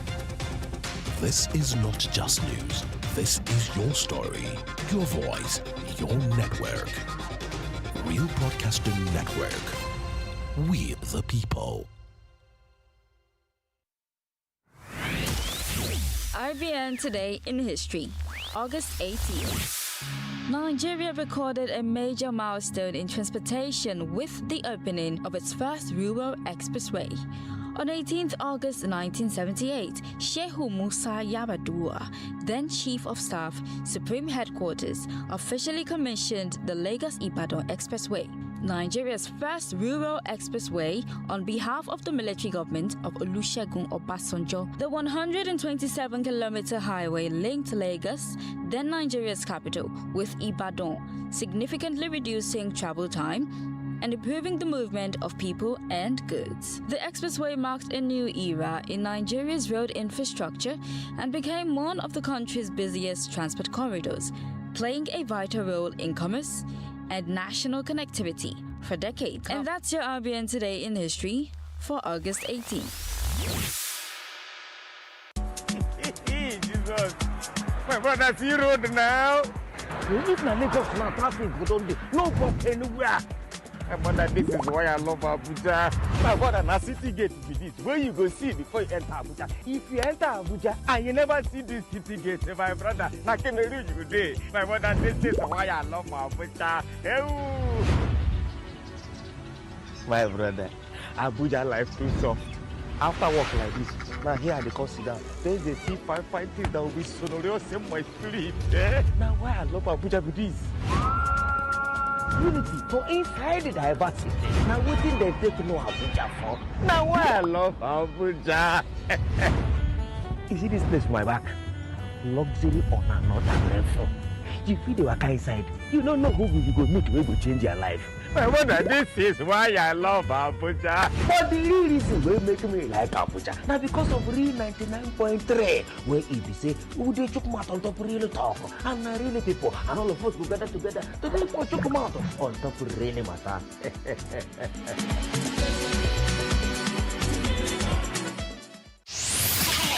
Real Media on radio, on TV, and online. A part of Real Broadcasting Network. Let's go!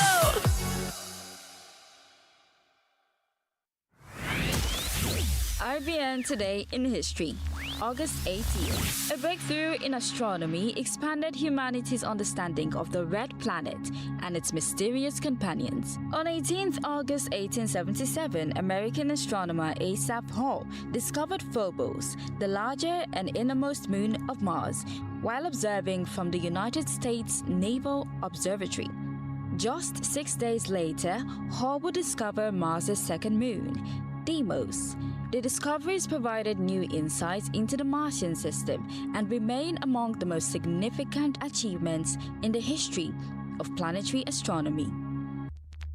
And that's your RBN Today in History for August 18th. We know that you can't always wait for the news at the top of the hour. Don't worry, we got you. Check out the latest news headlines on our website, therealmediang.com. Real Broadcasting Network. We the people. You can always set the agenda here on the... This is Real 993. Time check is 9 a.m. From our Global News Center, we bring you the latest happenings on the Real News. This is the RBN News Hour from the Real Broadcasting Network. I am Sufyan Ibrahim, and here are the top stars. Former PDP Deputy National Chairman Olabode George has urged President Bola Tinubu to uphold democratic principles and ensure that all qualified Nigerians can freely contest the 2027 elections. Reacting to Governor Ademola Adeleke's re-election in Osun, George described the results as a strong affirmation of the people's power and the importance of respecting their choice. He congratulated Governor Adeleke, commending the peaceful poll and also urging political actors and institutions to promote fairness, restraint, and credible elections ahead of 2027. The Inter-Party Advisory Council, IPAC, Osun State Chapter, has congratulated Governor Ademola Adeleke on his re-election, saying the result reflected the people's decision to retain him for another term. In a statement signed by its chairman, Tosin Odeyemi, IPAC praised Osun voters for turning out peacefully and exercising their franchise during the election. The council also commended INEC, security agencies, the media, civil society organizations, and other stakeholders, saying the outcome demonstrated renewed confidence in Governor Adeleke's first-term performance. The ballots have been counted in Osun, but for civil society observers, the real test of the election may lie in what happens next. The Nigeria Civil Society Situation Room is raising fresh concerns over voter inducement, warning that these challenges could undermine public confidence in Nigeria's electoral process ahead of the 2027 general elections. Our correspondent, Godwin Igbe, now completes the story. The Nigeria Civil Society Situation Room says the 2027 Osun State governorship election was characterized by vote buying, technology failures, logistical delays, and gaps in electoral accessibility. In its post-election press briefing, the Observer Group commended voters for their participation. However, it is calling for reforms to improve the credibility and transparency of future elections. The co-convener, Mma Odi, gives possible solutions for the conduct of the 2027 general elections. The review should not be treated as an internal administrative exercise. ANEC should engage political parties, civil society organizations, election observers, the media and other stakeholders in a transparent post-election learning process. Also, other members of the Situation Room, including Agiape Onyema and Oche Ede, raised concerns about vote buying and violence. Besides advocacy, we keep calling on the political parties to, talk about what they want to do for their people, but that didn't happen in the Osun State governorship election. That almost did not come up at all. It was basically name trading and things like that. As peaceful as it looks on the election day, I think that should concern every citizen, it should concern every political party, it should concern the president, it should concern everybody, that we shouldn't be losing so many people. As a matter of fact, nobody should die because of an election. The group is calling on the Independent National Electoral Commission, INEC, to conduct a comprehensive and transparent post-election audit and address identified gaps ahead of the 2027 general elections. In Abuja, Godwin Igbe, RBN News. And that is the RBN News Hour. Thank you for staying with us on the Real Broadcasting Network. Stay informed with more stories on our website at www.therealmediang.com. Also download the RBN app on Google Play Store and Apple Store for iOS devices. You can also follow us across all social media platforms at The Real Media NG for real-time updates and in-depth coverage. I am Sufyan Ibrahim. Good morning. Our Global News Center. We bring you the latest happenings on The Real News.